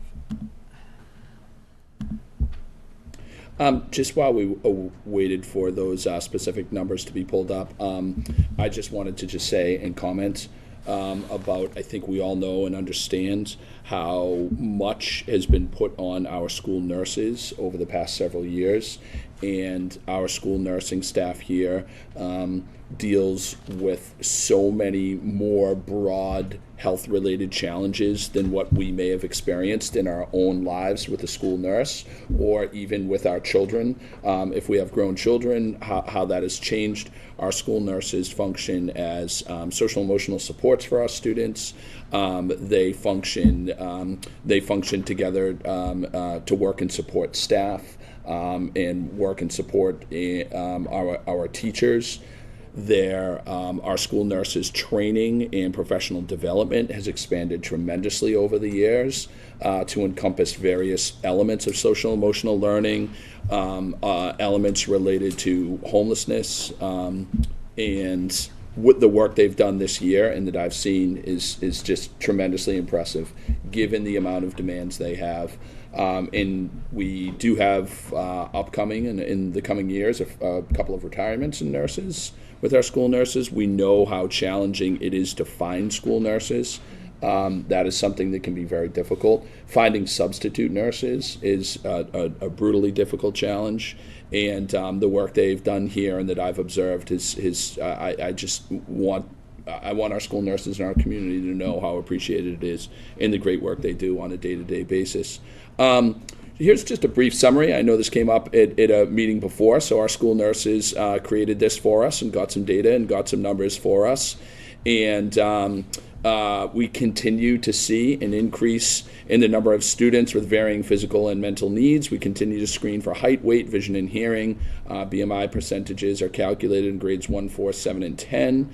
And to that professional development we had just talked about, we see the work our school nurses have done with welcoming refugees, resilience building and stress reduction for nurses, experience of youth and behavioral and emotional needs in Massachusetts. Again, areas that 5-10 years ago, our school nurses were probably not participating in it all. And yet here in Westford, they've really, really been ahead of the curve with being able to identify areas where they could see potential challenges with students. So again, I commend our nurses for that. Couple of numbers you're going to see here. These are some just a little bit of data tracking over the past 2 school years, and pretty straightforward. You can see the number of students and their diagnoses. These are, I believe, as reported by parents, and I believe that's how we gather the data, if you had a question about that. So again, you can see pretty straightforward. There are some areas where we have seen some decreases in cases, and then there are some areas where, especially on this next page, where we've seen some pretty significant increases. This page is a little bit more around our social emotional learning and our social emotional diagnoses, and we can see there's been some pretty significant jumps with depression, behavioral issues. The hospitalizations check out and track with exactly what Ms. Clark just reported to you. These are district-wide. She was talking about just WA numbers. Yeah. That's why there's difference. Yep, exactly. Thank you, Dr. Chu, for the clarity there. And I think it's important for us to see, again, we can't make a total and complete correlation between what we have, but anytime we're able to offer more support and think just sort of critically, Valerie, as you had spoken about just that slide before, looking at those numbers and comparing those to what that cost might be as related to an FTE. And so I think for us to continue to think creatively to support students in the best ways is something that's really benefiting us as a district. If we move on here, we can see these are the goals of our nursing staff as they continue to think about transitioning into the school year next year. Continued collaboration, as we can see, with counselors, continuing to update policies and procedures as needed. DESE gives us some guidelines on these, which is really helpful. As I said before, we see the importance of the stress reduction for not only students but our staff as well, and having our nurses be able to reach out to staff and try to support staff in the best ways, and obviously having healthy, optimal staff helps them as teachers and leaders with students. And for those of you who don't know, there's just a list of our wonderful nurses here in the district. Some of our nurses have really different roles between being building base, between floating around. We have nurses who work with very specific students. We have nurses in the district who ride vans with students to ensure the students are safe in the van on a daily basis to and from various schools and placements throughout the state. So obviously we've seen their role change tremendously over the years, and it just continues to grow and take on more responsibilities.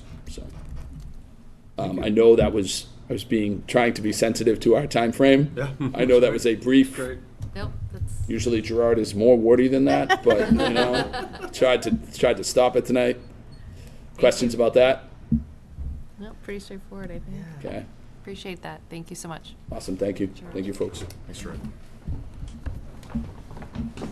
We're going to move right along to an update from Restorative Circles, and welcome Stony Brook Principal Allison Hammer. So I want to thank Ms. Hammer for being here tonight very much, and especially in this late hour. And I just want to share with everybody that when we were doing this process and going through the professional development, one of the leaders from Pathways to Restorative Community specifically commented on how wonderful it would be to have Principal Hammer talk to you about it because of how engaged she was in this process. And I think that, not that the others weren't engaged, but they responded very favorably to your collaboration with them and the way in which you were helping to organize everything. And so I just wanted to tell them all that. I wanted to say that about you publicly in front of all these people because they shared that with us, and they were delighted to work with you. Well, they were wonderful to work with. Thank you for having me here tonight. I'm representing both middle schools, as well as I will give a brief update for Betsy Murphy for some PD that they did at the high school.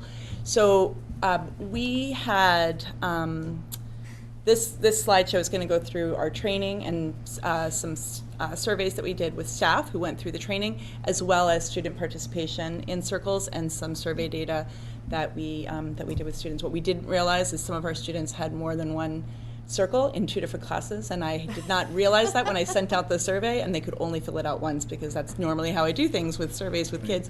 But so there are actually more kids that would have filled out the survey. All right, if you could go to the next slide, please.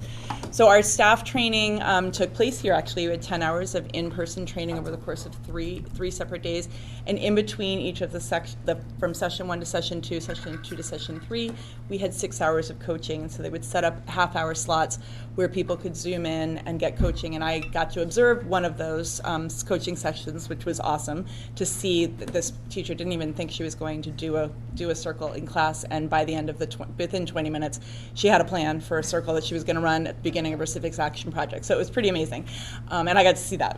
It was fantastic. She also coached me. They coached me for my own my project as well, which was at a staff meeting. We had 15 participants in our training. And so we just recently had, you can go to the next slide, sorry. We sent out a survey to the staff about how valuable did they find the training for 4 and 5s, everybody who responded, 4s and 5s, and how valuable were the coaching sessions. I wasn't sure what the answer would be on that because not everybody was able to participate in the coaching because they weren't feeling like they were ready to be coached. They felt like they needed to do more work, but everybody who did felt it was incredibly important as well, which I think was great. I don't know what the number is there. So out of 11, that's probably what, 7 people, probably 7 people were able to do. Is that what that is? 7? I didn't think about the numbers. I was doing percentages.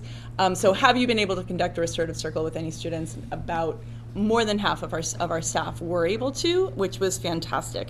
So we asked our staff to then talk about what were some of the positive things that happened when they did their circles. And so they were surprised at how involved the students actually were.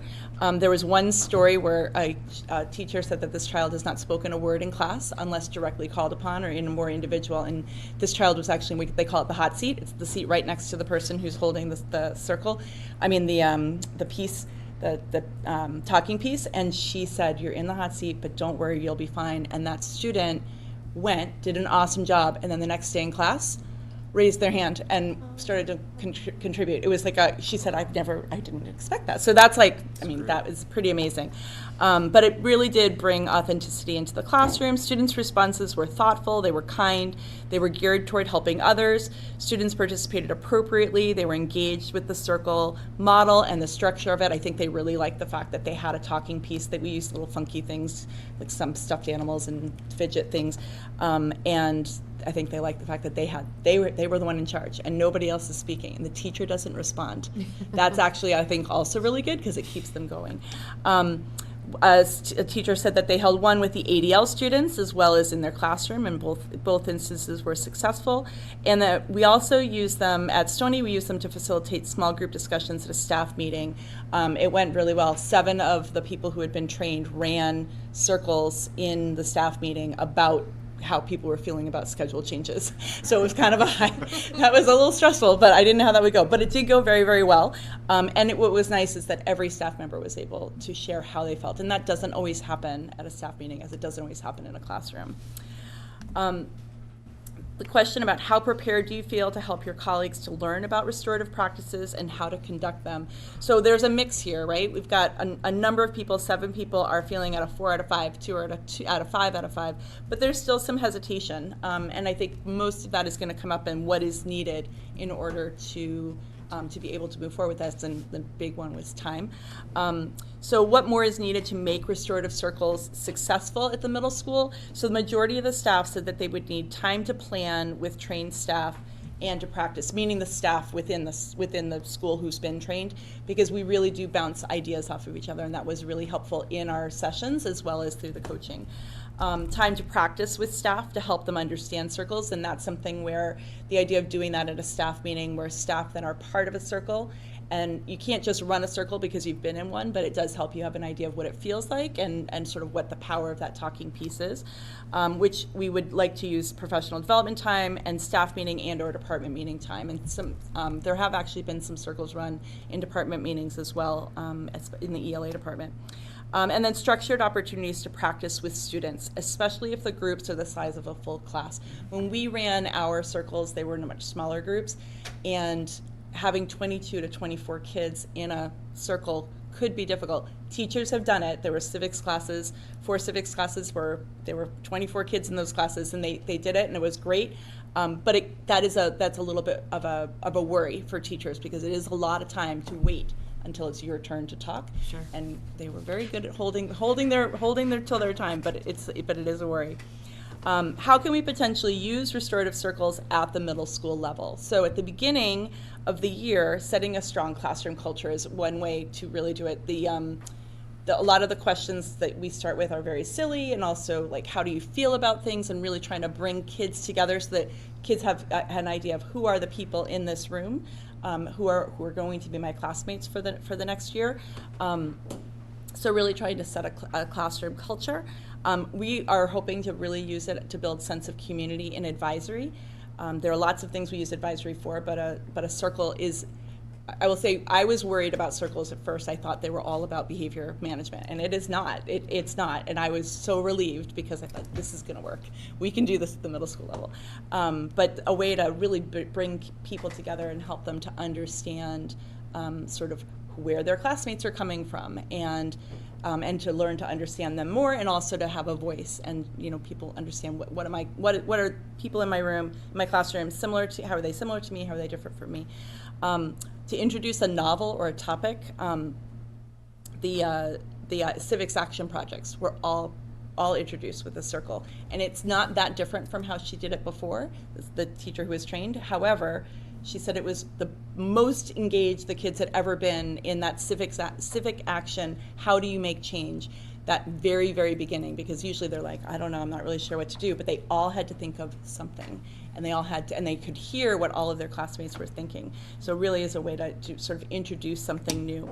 And also to do a comprehensive check at the end of a novel or a topic, and that's something where I think that we could get a lot of buy-in from teachers and also from kids, because it's a different way of setting up the classroom setting, but also it is academic. It's not, like, that's the thing. People are thinking it's all about behavior, and it does build community as part of that restorative practice. However, it's academic as well. So it's not taking away from class time, which I think is a worry that people have had. To debrief after students present or participate in a new type of activity to see how it went, and what could we do differently next time. Smaller group classes are feeling like that would be a really good way to make sure that all kids have a voice, because even in a small group, sometimes kids don't want to speak up. And then within a group, when there is a peer conflict, either in a classroom setting, in an advisory setting, or if there are a group of students who have a conflict maybe from different classrooms around the building, bringing them together and doing that. We actually did a modified circle with some of our students this year as a way to help resolve a peer conflict, and it was really quite effective. So we had 46 students respond to the survey after participating in a restorative circle. And the topics that were part of those circles, it was ADL topics that was through the ADL group, how the school year is going, issues in French culture, messages and songs, and how to make change. That was the civics action project. So those were the big topics. And there's a mix, right? It's true with every middle school survey. You're going to get 1s and 5s. But what's really nice is that the 3s and 4s are really high, right? We've got 8 and 23. That's a lot of kids saying, yeah, this is a pretty good experience for me. And even the 1s and 2s, I think we can get them along. It was their first time having that talking piece. So what did the students like about the circles? Only one student can talk at a time. That use of the talking piece really empowered kids. And you've ever been in a classroom setting, you know that there are times when you've got the talker, the people who like to own the floor, and others who really want to say something, but they're really shy or afraid of saying it out loud. And so being able to know it's my turn to talk was really, really powerful for our kids. Everyone needed to say something. They could agree with someone. That's something, depending on the question, we do allow repeats or agreeing, but everyone had to say something, and they liked that. That's also something they didn't like, so we're going to see that in a future slide. The students felt heard, and they felt respected for their thoughts because they could see the faces of their classmates. They are literally in a circle. They are all looking at each other, and that does help you to feel heard and also to see how people are reacting to your words. Everyone could express their feelings openly. There were different points of view, and all of them were important. I think there were a lot of eye-opening conversations that were happening in our classrooms. It was inclusive and fun. Everyone had to pay attention to the speaker because of the circle. And sometimes they started with something silly or light and then got into the actual content. So they did like the silly, what animal would you be if you could choose? Think about my answer. So that is something that is tough in a circle, right? It's your turn. And if you are one of the first few people especially, that's a lot of pressure. We do call it the hot seat, and we do give them kids prep, like that first person. But even if you're 3 or 4, sometimes it's hard. And if somebody takes your answer, that can be tough too. So it makes it that can be a little difficult for kids. Some of the answers were repetitive. Some of the topics got a bit heavy, but it was still interesting. So that's a good thing, right? To have heavy conversations, but interesting conversations. I was a bit nervous when it was my turn, and I felt like I was the center of attention. So kids loved it, and then also a little bit nervous about that. Even if I didn't have a personal answer, I felt I needed to share. So there were some kids who just felt like, I'm not really sure, right? And that's typical for middle school as well. And some people talked for longer than they should have. And that happens in every class, right? Life lesson. But at least there's the talking piece. And that is something that is it is a management piece with a circle. You are not, as the leader of the circle, you are not actually interacting. You can nod, but you're not really supposed to interact, because then it can keep kids from saying something later. It really can shut it down. So that's something that's hard for teachers, very hard for teachers. It's hard for, but it's also hard for kids. Oh, I'm skipping, sorry. And then, so did the circle help to make sure everyone was able to participate in sharing their thoughts about the topic? I did not click off the other, which is why that yellow and green, some kids started to type. I'm like, oh wait, I gotta take that out because I'm gonna get 75 different answers. But the majority was yes, even the yellow and the green, or somewhat are in the middle. Did the guidelines help the circle go well? And kids said overwhelmingly yes. And we used visuals. When we did our training, we were using paper plates with different drawings on them. When I did this with our staff, we kind of just did a visual, and we just review all of the guidelines, and that's one part of the circle, is going through and really reviewing those guidelines. Did the talking piece help the circle to go well? Majority of kids said yes.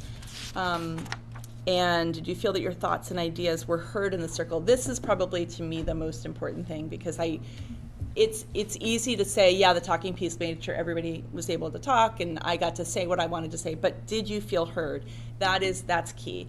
Majority of the kids are feeling heard, and that is not something that middle schoolers often feel, and that's tough, because they don't think their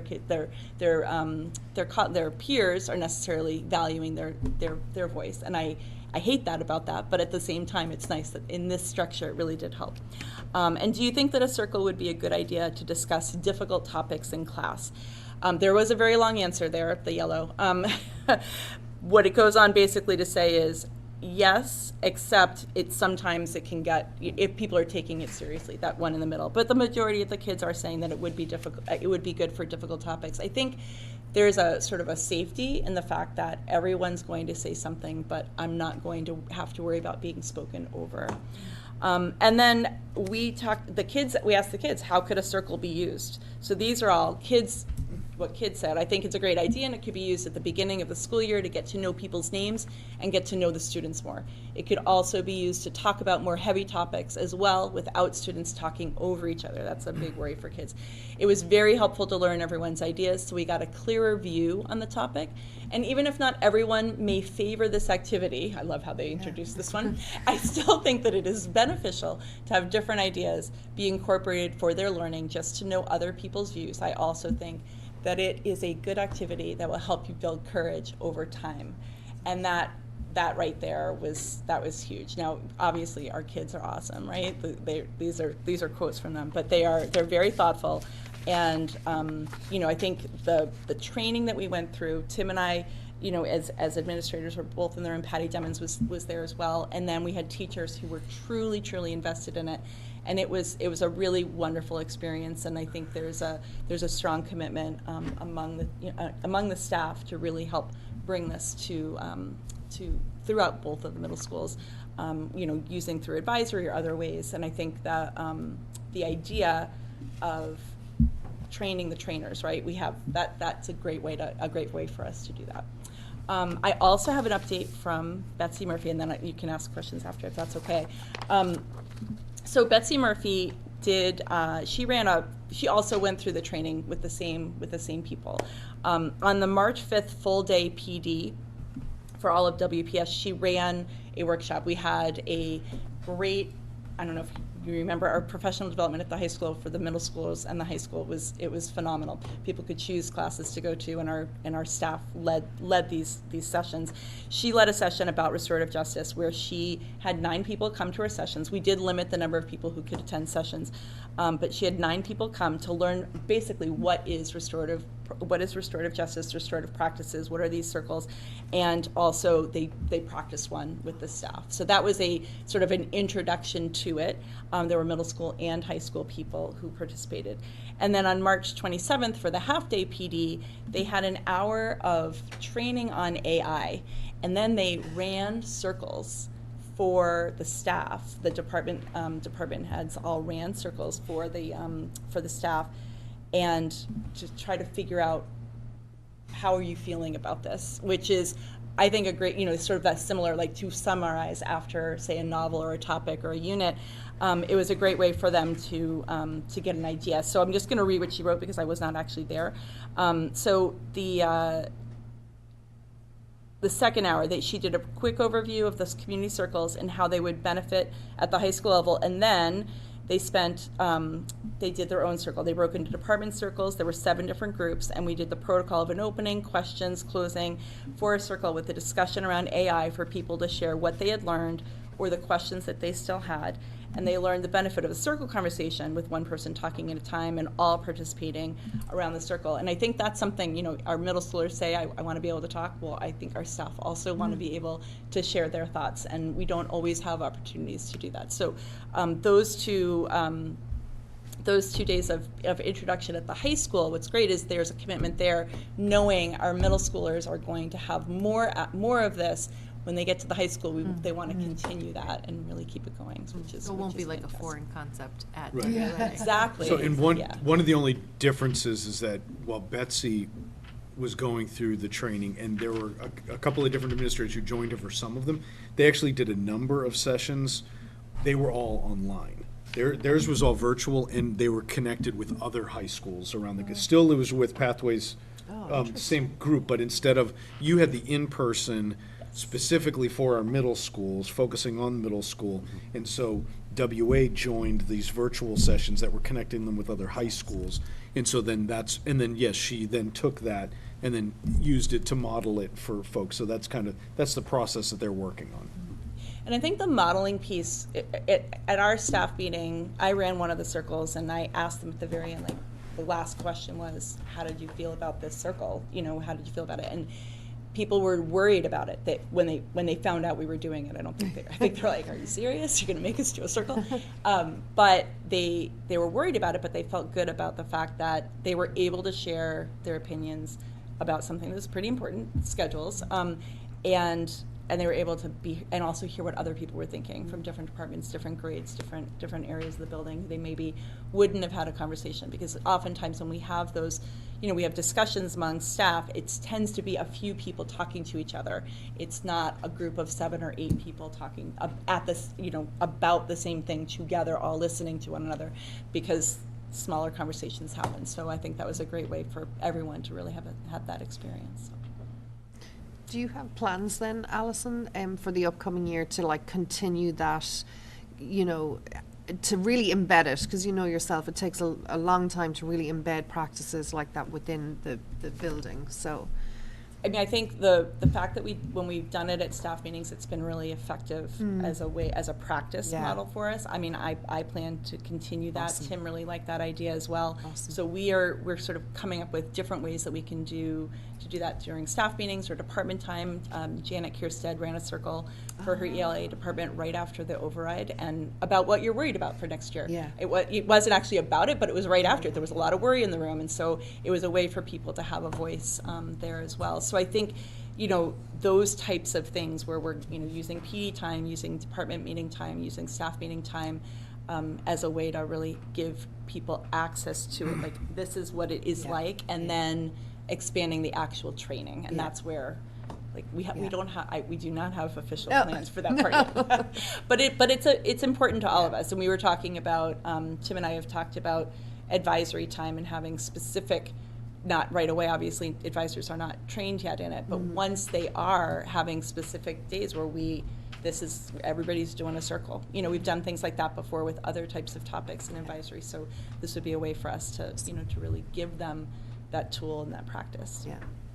It sounds a lot like an exposure step, right? Yeah. And like, and spreading sort of the experiences of it, and then the embedding and plans have to come next. Absolutely. And we've looked at it over 3 years, Right. right? So remember, we're looking at, okay, how can we budget this over, and it was part of our ARPA money to look at it over 3 years, so. Okay. Great. Bill, Sean, anything? Oh, great. Terrific. Thank you. Lori, Tom, good? Thanks so much. Thanks for your patience, sticking No around. problem. No. Well, have a great night. Thank you. School tomorrow. No. We'll try. All right, school start time subcommittee update. Our 7:55 agenda item. You were being very hopeful. Ambitious. Yeah. The last official Can we- meeting of the school year is also the longest. It always happens. Da-da-da. So we've gotten a couple asks from the public or Yes. parents about an update on this. It's clearly something that's been working on. Maybe not everybody knows, and we'll touch on this a little bit later in the meeting, but maybe not everybody knows how many subcommittees we have that keep work going throughout, in between our business meetings and stuff like that. So I just wanted to end the year with a touch point on this work so that people could have a most recent update. Absolutely. Thanks, Bill. So, just to go back a little bit, remember that Chris Sanders put together a presentation for the subcommittee back in February. You can find that on the school committee website, part of the Westford Public Schools website. But I like this term that Valer's used previously this year to let us level set where we are right now. The previous work of subcommittees or of school committee and other stakeholders have passed. In 2019, there was a citizen advisory committee that was made up of 2 students, 7 parents, and 4 staff. There was a survey that yielded over 4,000 responses, and there was near universal preference for start times between 8 to 8:30. There were obvious legitimate concerns about family schedules, after-school jobs and care, after-school programming. And then also the added transportation costs prohibited the implementation of some of those models. And there were multiple alternatives that were provided at that time. Jump forward a couple more years, and there was a 4-tier model that was proposed or introduced to get a later high school start time, and would also lower costs, but that wasn't implemented. So, we know that there's national and statewide trends for high schools starting later. We looked at the of the 24 districts that are adjacent, that are DART based on DESI, or that are DCL districts thinking of sports and athletic schedules, Westford had the 7th earliest high school start time of those 24. So, some of the goals and priorities that we've been thinking about as a subcommittee to push our high school and middle school start times later, ideally 8 o'clock or later, consistent with some of those high schools. Maintain and reduce the number of routes to decrease costs. I think we've all talked about plenty of times this year the tense fiscal climate we're in, and to reduce our costs as a district. Always to minimize the impact on our school schedules and those of staff. We talked about at their time. And then also consider combining local students maybe in the same runs. Talking about some of those, the 10-year master plan and some of those facets like redistricting and, those factors that we might have to consider down the road, something that we've thought about on our minds. So, we looked at initially, as part of that presentation Chris made in February, brainstorming sorts of models, and I put this disclaimer out, this is important, that these are examples of how the district might achieve later start times and not necessarily indicative of any impending changes for school year 24-25. We are not there yet. This was our brainstorming. This is our just to see if there brainstorming. was Jen options Piper to move. was a part of this. Chris got very into the blocks and the manipulating. But you can really see from some of these black blocks some of the pressures we're under with that, that in-between time, from when a bell time starts and the transportation travel time to getting to the next school and pickup. We called that first block on the left a K-5 combine. And so, we're really talking about now maybe shifting from a 3-tier to a 2-tier model. And then the one on the right there, combine and stagger. Looking at like a 4-tier and, could we close those gaps? Could we achieve, while still, if you look at the 9-10, keeping our elementary schools near their start time right now. So, just kind of compacting it. On the next slide, so we initially evaluated 4 providers to do this efficiency study. Those are Bus Boss, Busware, School Bus Manager, and TransFinder.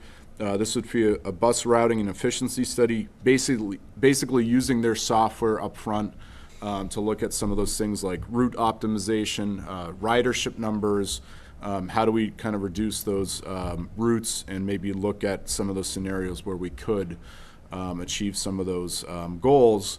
And we landed with TransFinder. We were considering other potential benefits of a vendor like parent portals and communication, bus tracking, right? Parents would like to know on the fly where their buses are, where their children are, syncing with our student information management systems like PowerSchool. So, from February to May, TransFinder took some of that, what we'll call a random day sample of ridership numbers. And so some of those factors that we considered for efficiencies through different scenarios, I think we were presented up to 7 scenarios, Catherine, at the end. One, further analyzing our current 3-tier model, right, with D-Bus. I think what we want to think about now as we press into the fall is, do we do this standalone with ourselves? And how do we work with D-Bus to do this using the scenarios, what we saw? Shifting to a 2-tier system, I think, was one of the things that kept popping up in these scenarios that logically might lead to getting to that high school, middle school start time that's later. We kept seeing that theme of the combination of local routes, so Nab and Abbott together, Robinson, Crisafulli together. Westford's such a big geographic area. We always talk about Miller being on the island out there, but that could come to fruition. And then really what was a sweet spot for our earliest possible times for high school, middle school was kind of in that 8 to 8:10 window. And not too far off where a lot of those adjacent DART DCL districts are. But that 8:15 and 8:30 in some of those scenarios may not really be achievable. And we're talking about things like extra routes, so extra buses. Dramatic Dramatic increase. increases, Yeah. you know, and you're talking Like up to, I think, 10, 15, 15, 20 yeah, more routes, you know, yeah. buses needed to do some of these things. So that's not really achievable. And, you know, thinking about costs too, again, in these fiscal times, it's not really, doesn't really make a lot of sense. But could we go to a 2-tier? Could we drop some buses? Like, those are things that we're looking at. Again, more disclaimers, nothing is finalized, and we would be looking at this earliest for school year 25-26 implementation. So, you know, we come back for the fall, we're bringing in other stakeholders, we're talking to administrators and some students and parents and other staff, and, you know, we're really trying to come up with some true recommendations for, I think, November, December, I think is a logical point. If you go to the next slide, you'll see that, so, you know, just some of the constraint factors we're still considering. You know, there's limited gaps, again, between the bell times. A 2-tier model would afford more time in between bell times between schools than a 3-tier or even a 4-tier, I think was discussed about previously in the past. One of the things they brought up was walk to stop distances, and this is, you know, some of the stuff is governed by you know, regulations related to schools with the state. You know, there, for instance, a student can't walk to a bus stop more than a mile. So, you know, we obviously think about things like safety and where our roads are and our streets. You know, deadhead mileage, like, so, you know, they often talk about where the buses come from dispatch to go to the first school, or when they're leaving their end run to go back to their dispatch. But, you know, think about that time in between two schools, or, you know, that time, you know, going to pick up again. Like, how do we reduce that? How would we look at the routes and get for better maps? Again, Westford's a big geographic area. You know, we're obviously got to be mindful of any teacher or transportation contracts in the future, including collective bargaining. We'd want to gather some more feedback in the fall, I think. Have some really in-depth discussions, and we'd have to have a commitment and a communication about when this would be coming, and make sure that people have enough time to adjust. So you're talking about sports clubs, after-school care, that's in-district programs, also town programs. We want to give that caveat that we're moving ahead with this. So again, I think, you know, fall is going to be a really important time for this, and we're looking at, November, December 2024. I looked at the date there. But yeah, you know, close of the calendar year in anticipation of school year 25-26. So. I think the exciting thing, though, is that we've come up with 1 or 2 options that actually are allowing us to They feel drill legitimate. down into them. Yeah. I think, you know, initially some of the scenarios we were throwing up, I was actually getting really concerned we were never going to achieve it. Yeah. Now that we seem to have come up with 1 or 2 options, Yep.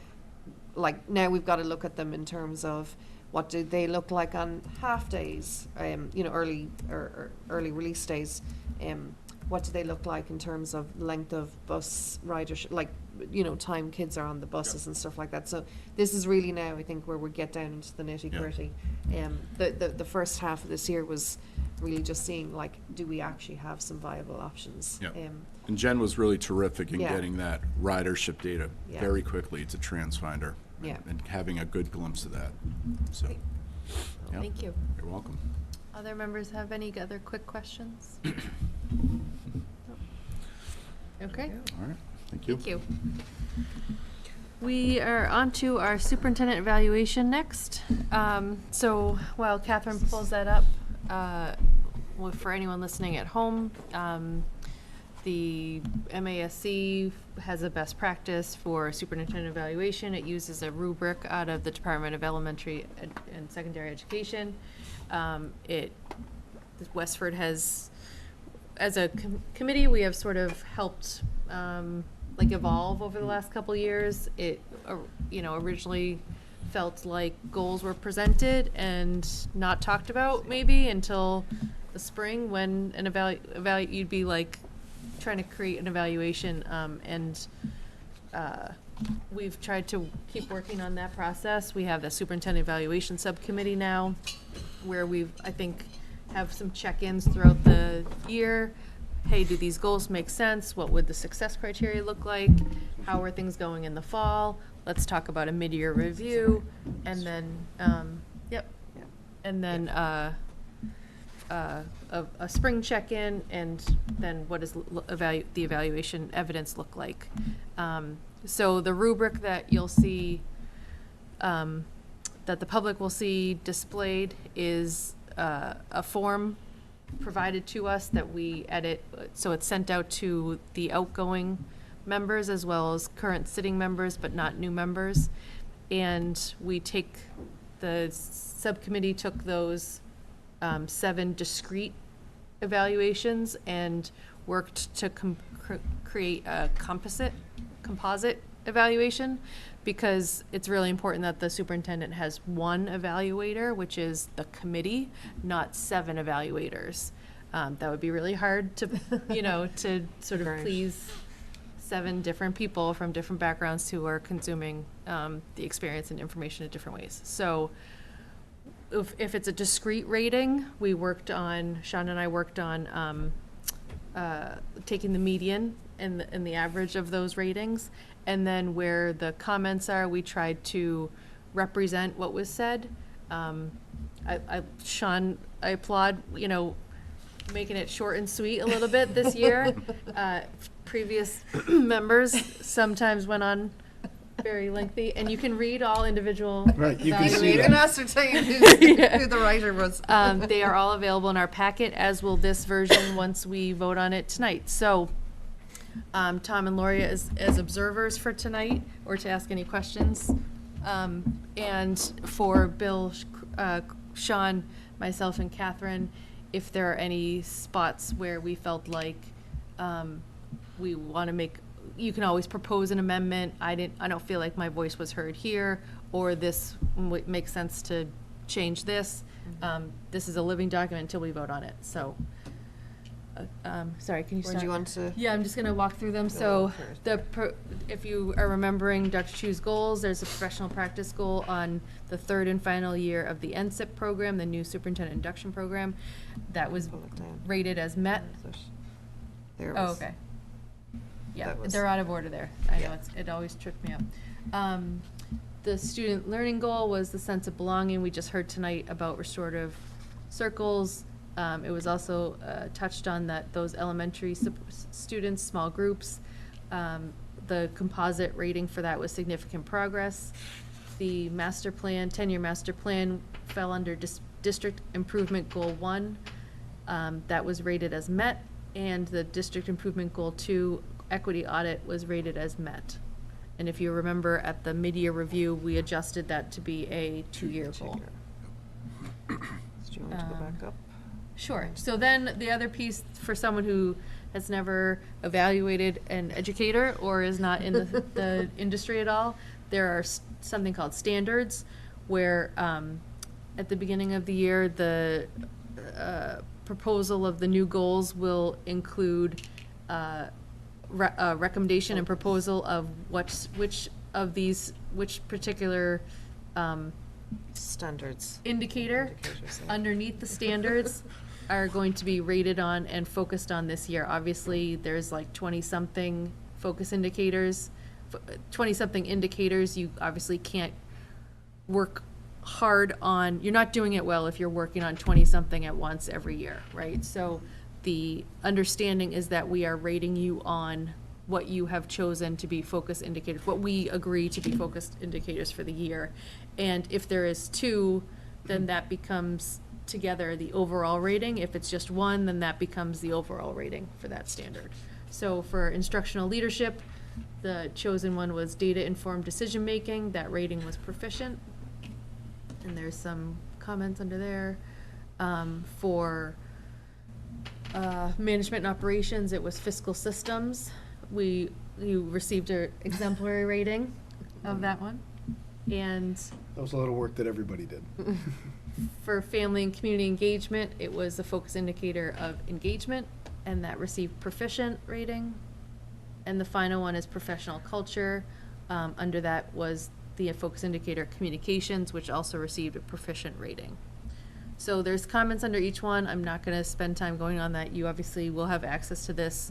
If there was any amendments to be proposed, the overall rating, using all of that comes up to be proficient, and then we worked to put some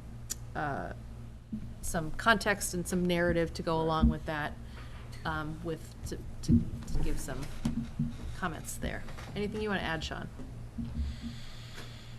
Yeah, I think the comments are a good conglomerate of themes that you kind of saw from everyone's, as pointed out before, some of us write more than others. But I think some consistent themes that I just wanted to point out were certainly the handling of the budget this year, and your communication skills. I think all but one were exemplary of the committee, so applaud you for that. And then so I think overall a good year with a very tough environment, and obviously not the outcome that a lot of us wanted here, and Right. It was a difficult, challenging year, but we were in good hands. I think that was generally the overall theme.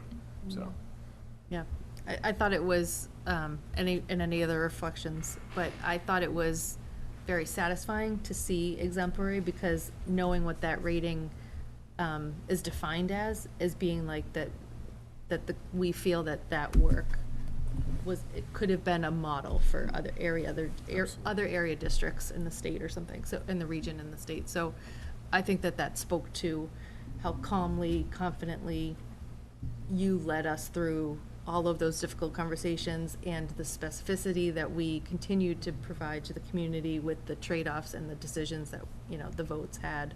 I think we know all the work that went into that, and could not have had that go different, had that go any better on our side, on the district side, so. And I would say, I think, having had an opportunity to read all the individual evaluations, it was also very nice that they all recognized the work that Jenny did as well too, because it was this partnership, and the work that we did with the finance subcommittee. I mean, Yep. and I'm glad that Catherine mentioned at the beginning of the night, the work that you did. And so, you're right, it wasn't the outcome that we wanted, but the work that we did to have that much data, that much clarity, that much transparency, I think it's something that I'm proud of, and I know that we can continue to do that work. We're proud of regardless of the. Yeah. Regardless of outcome. the- Yep. Yep. Yep. Anything else? If I say anything, it was more, this was probably the easiest year I had in writing the evaluation. I was actually thinking back to it. I mean, obviously, we were starting the whole process and trying to figure it out 3 years ago, of what this kind of new subcommittee, and really how to put kind of process around the evaluation. And, obviously, we're all getting better, but I just thought this year really demonstrated, just even I look back at the 3 years, as superintendent, and I definitely have seen, growth and experience and all that come into play, and I think it was the easiest year I've ever had. I knew exactly what to say and how it had reflected, and I think that's always been the struggle, in that not everybody in the community gets to see that work up close. And I will often say, a lot of the time, I find your strengths really shine in kind of smaller group meetings maybe than kind of, and I suppose it's the same for everyone. It's hard being here in a big kind of formal meeting with cameras and everything. I will say, I think yeah. we do well here. I just don't think enough people watch. Well, that's the Yeah. other thing. Like, they want Yeah. something else, and I feel like the business work that is conducted at these meetings, I Yeah. think, is very productive. Yeah, but no, it was a great year, and like I said, the finance, the budget in particular, it was probably, of my few years now, it was the easiest year for me to stand over any conversation I had with any community member. I felt so well prepared, so much data, I just felt very grounded in the conversations we were having, because I felt the process that we had through it all went really well. So, hats off to you for navigating that beast of a year. Yeah, I want to echo too the part about what's what's like demonstrable? Thank you.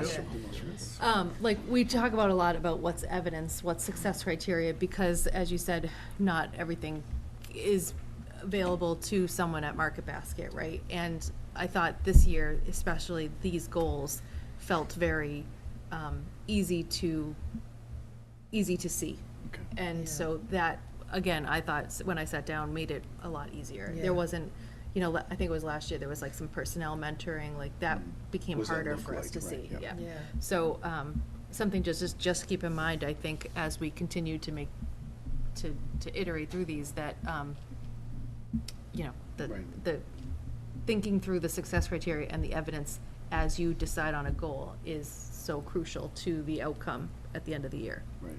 so.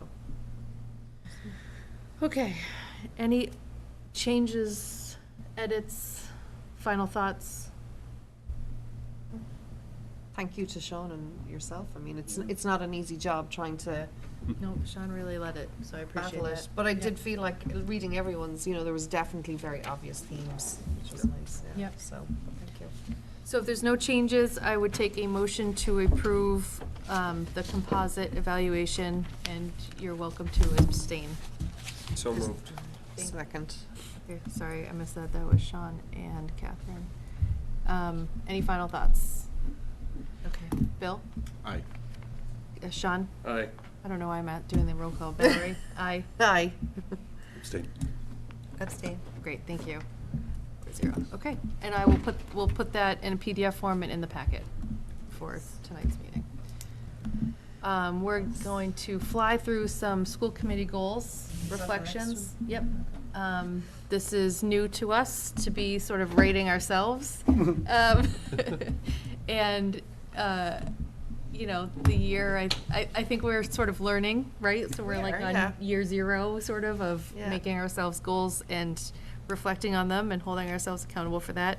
I think it's really helpful to be talking about this in advance of our retreat, our next retreat, as we think about what goals make sense for next year. Some of these, again, were a little bit harder to execute on or made sense that moment, that day in the retreat, and then 3 months later, when we were trying to remind ourselves, like, what did we mean there? So Yeah. you want to just step through them. So data-driven decisions, I was a little torn on this one, and this is all open to feedback. These were just my proposals, but for not rating them, but like to reflect on. You know, Catherine and I worked on some guidelines for the presentations that was done. We talked about this in the mid-year review about what we meant by the second bullet there, to put requested data and all committee members into a Google Drive. I think that was a tough one to recreate later on, but I do think that we are continuing to work hard at making our Google Drive very useful. And related, I think we have produced so much more data this year than any other year for reports and attachments and things, so. I've come back to that kind of wondering, is it more, you know, and to think for next year, is it more like taking the big reports like the SSMA or the equity audit and creating a folder that those can live in? Because for Tom and Laurie, who, you know, knew they missed that whole SSMA, and to feel like it, you know, trying to go back and you don't know what meetings there were in packets, so it's kind of, because I know it came up through some conversations throughout the budget. There was references to like old reports done 10, 11 years ago, and it's very hard to kind of Yeah, I think it just depends on what criteria you use, so that Exactly. it doesn't become useless. Exactly. To have a folder that's just too much, Yeah, right? yeah, So yeah. we can keep tweaking that Yeah. one, but. Okay. And then goal 2 was about social emotional well-being. You just heard an update from the school start time working group, a little bit delayed beyond our ambitious Yeah. projection of December 2023, but obviously complicated. significant progress there. So thank you to that subcommittee. Goal 3 was at the time a reasonable goal, but you know, override really sucked up all the oxygen in the room, and I think this finance subcommittee still has a little bit more work to do to feel like we did at least one complete review of all of our fee-based programs. Though I will say, to me, this is related to our revolving account sort of guidelines that we're working on, so I gave us a rating of some progress. Okay. And then the DEI policy review, do you want to speak to that? Yeah, so I put down significant progress because I don't think you'll ever complete it. One of the things, I mean, the main thing we did this year was we actually just did a whole review and rated all the policies on urgency level, high, medium, or low. And that took quite a while. I mean, and because some of them, you know, you debated and figured it out. But I think we've identified those policies that kind of to now start tackling, some of which we've already done so earlier on in the year. But I think kind of the pause now is also to kind of see what our equity audit then come back on in reviewing it. So, I mean, I can see this kind of being the policy, the subcommittee's goal again for the upcoming year, and taking that. But I think we've done great work and we've really set ourselves up well again for next year. And I think, sort of reflecting back to the evaluation and our committee goals, one of the things that we started the year really strong with was adjusting. It worked this time. Yeah, was adding those to our agendas, right? We Yeah, started we off started- so strong. Yeah. Yeah. And then got a little bit weak on it. So I think that's really helpful to have that cadence of, oh yeah, we've given an update on that goal. We've given an update on this, you know, so we'll just keep working on it. Yeah. We're gonna move on, if there's no questions on that, to the executive assistant job description. That was in the last packet. I also sent it out again. If there was any questions or amendments to the job description. Pull it up, do you? No, that's fine. Okay. Otherwise, I'll take a motion to approve. So moved. Seconded. Sorry, Catherine, Bill. Okay, any final thoughts or questions on that? Okay, I'll take a vote. All in favor of approving the executive assistant job description? Aye. Thank you. There's 6 of us. Policy updates. This is just a reminder that policy P3401, student activity accounts, is open for public comment still on the website, and that will close. On Thursday, the 20th, is that right? Yeah. And then, I know it's kind of not typical ending on our last meeting of the school year, but we will then come back to our first meeting in the fall with a finalized version once comments have closed. Right, and I think it was helpful that we got that draft moving with the audit. Yeah. That we know was Yeah. taking place. And Okay. again, any members can also weigh in the meantime. It's not It'll- just for public comment. It'll actually be a decent time to get it approved anyway at the beginning of the school year. Exactly. So it'll We- go out fresh to everyone. Yeah, I believe the auditors have been in and have glanced, and it's looking good. It's Okay. looking like they're happy with the direction we've gone with it, so, as well. That's Great. it. The last topic on our agenda is school committee organization. So we will open up our officer elections, but first I want to touch on subcommittee assignments. I just sent it to. Oh, yeah. Do you want me to share that? Yeah.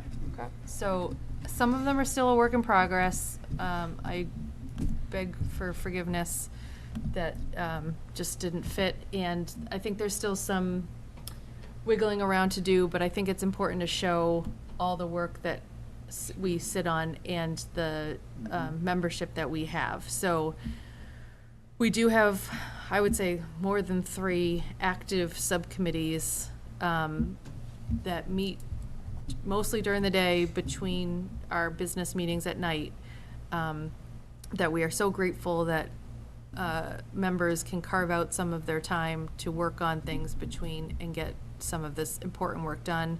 Policy subcommittee, these are, as long as it's below a quorum, so 2 or 3 members. So there is some room here if you see something that there's an opening for that you would like to be on. Policy subcommittee, finance subcommittee, superintendent evaluation subcommittee, collective bargaining subcommittee. We've got, I think, 3 or 4 contracts that will be due for renegotiation next year. The start time subcommittee, which seems like it will be busy in the fall, but then hopefully that work will become part of our full committee work so that we can get that community engagement. I put myself in for the school building committee because it's a continuation of the master plan work I've been doing. But as we learn more about the MSBA process, if there's other seats on that, I'll let everybody know. The naming committee that Sean spoke to in the updates. We also have voting member seats on the capital planning committee. Thank you, Tom. Pedestrian safety, thank you, Sean. Lori was interested in WestfordCAT, thank you very much. And then we have seats for school-related groups and committees, the student advisory committee, which the last time we met with the students sounded like they wanted to meet at 6 p.m. on Monday nights before our meeting. So again, that can be 3 members. Maybe we leave the third one open and rotating so that all of us can kind of get to meet them. Continuing Sean at CPAC, continuing Mari at LPAC. I left the staff DEI position TBD, as well as the town DEI committee. I still need to have, well, Some conversation. we still need to figure those out a little bit. And then the calendar committee usually meets twice in the winter in the early winter to set the calendar. So, any discussion points, or we'll just keep fleshing that out? Yeah. Throw my hat into the ring if need be on some of those openings. awesome. DEI, Okay. need be. I know evenings can be challenging for some, so I appreciate that. Okay, thank you. Okay. And then now procedurally, we hand it over to Dr. Chu to open up nominations for chair. Thank you. So at this time, I would like to open up to the committee nominations for the chair for next school year. Outside of saying what a phenomenal job that you've done this year, and looking at everybody's eyes kind of get big when we're like, oh, I entertain any nominations for chair. And then once you decide who the chair is, then the chair takes over the rest of the process. I'll nominate Valerie. I will Another year of torture. I will second that. Are there any other nominations? Any volunteers? Anybody? You can nominate yourself, Yep. which is Tributes. true.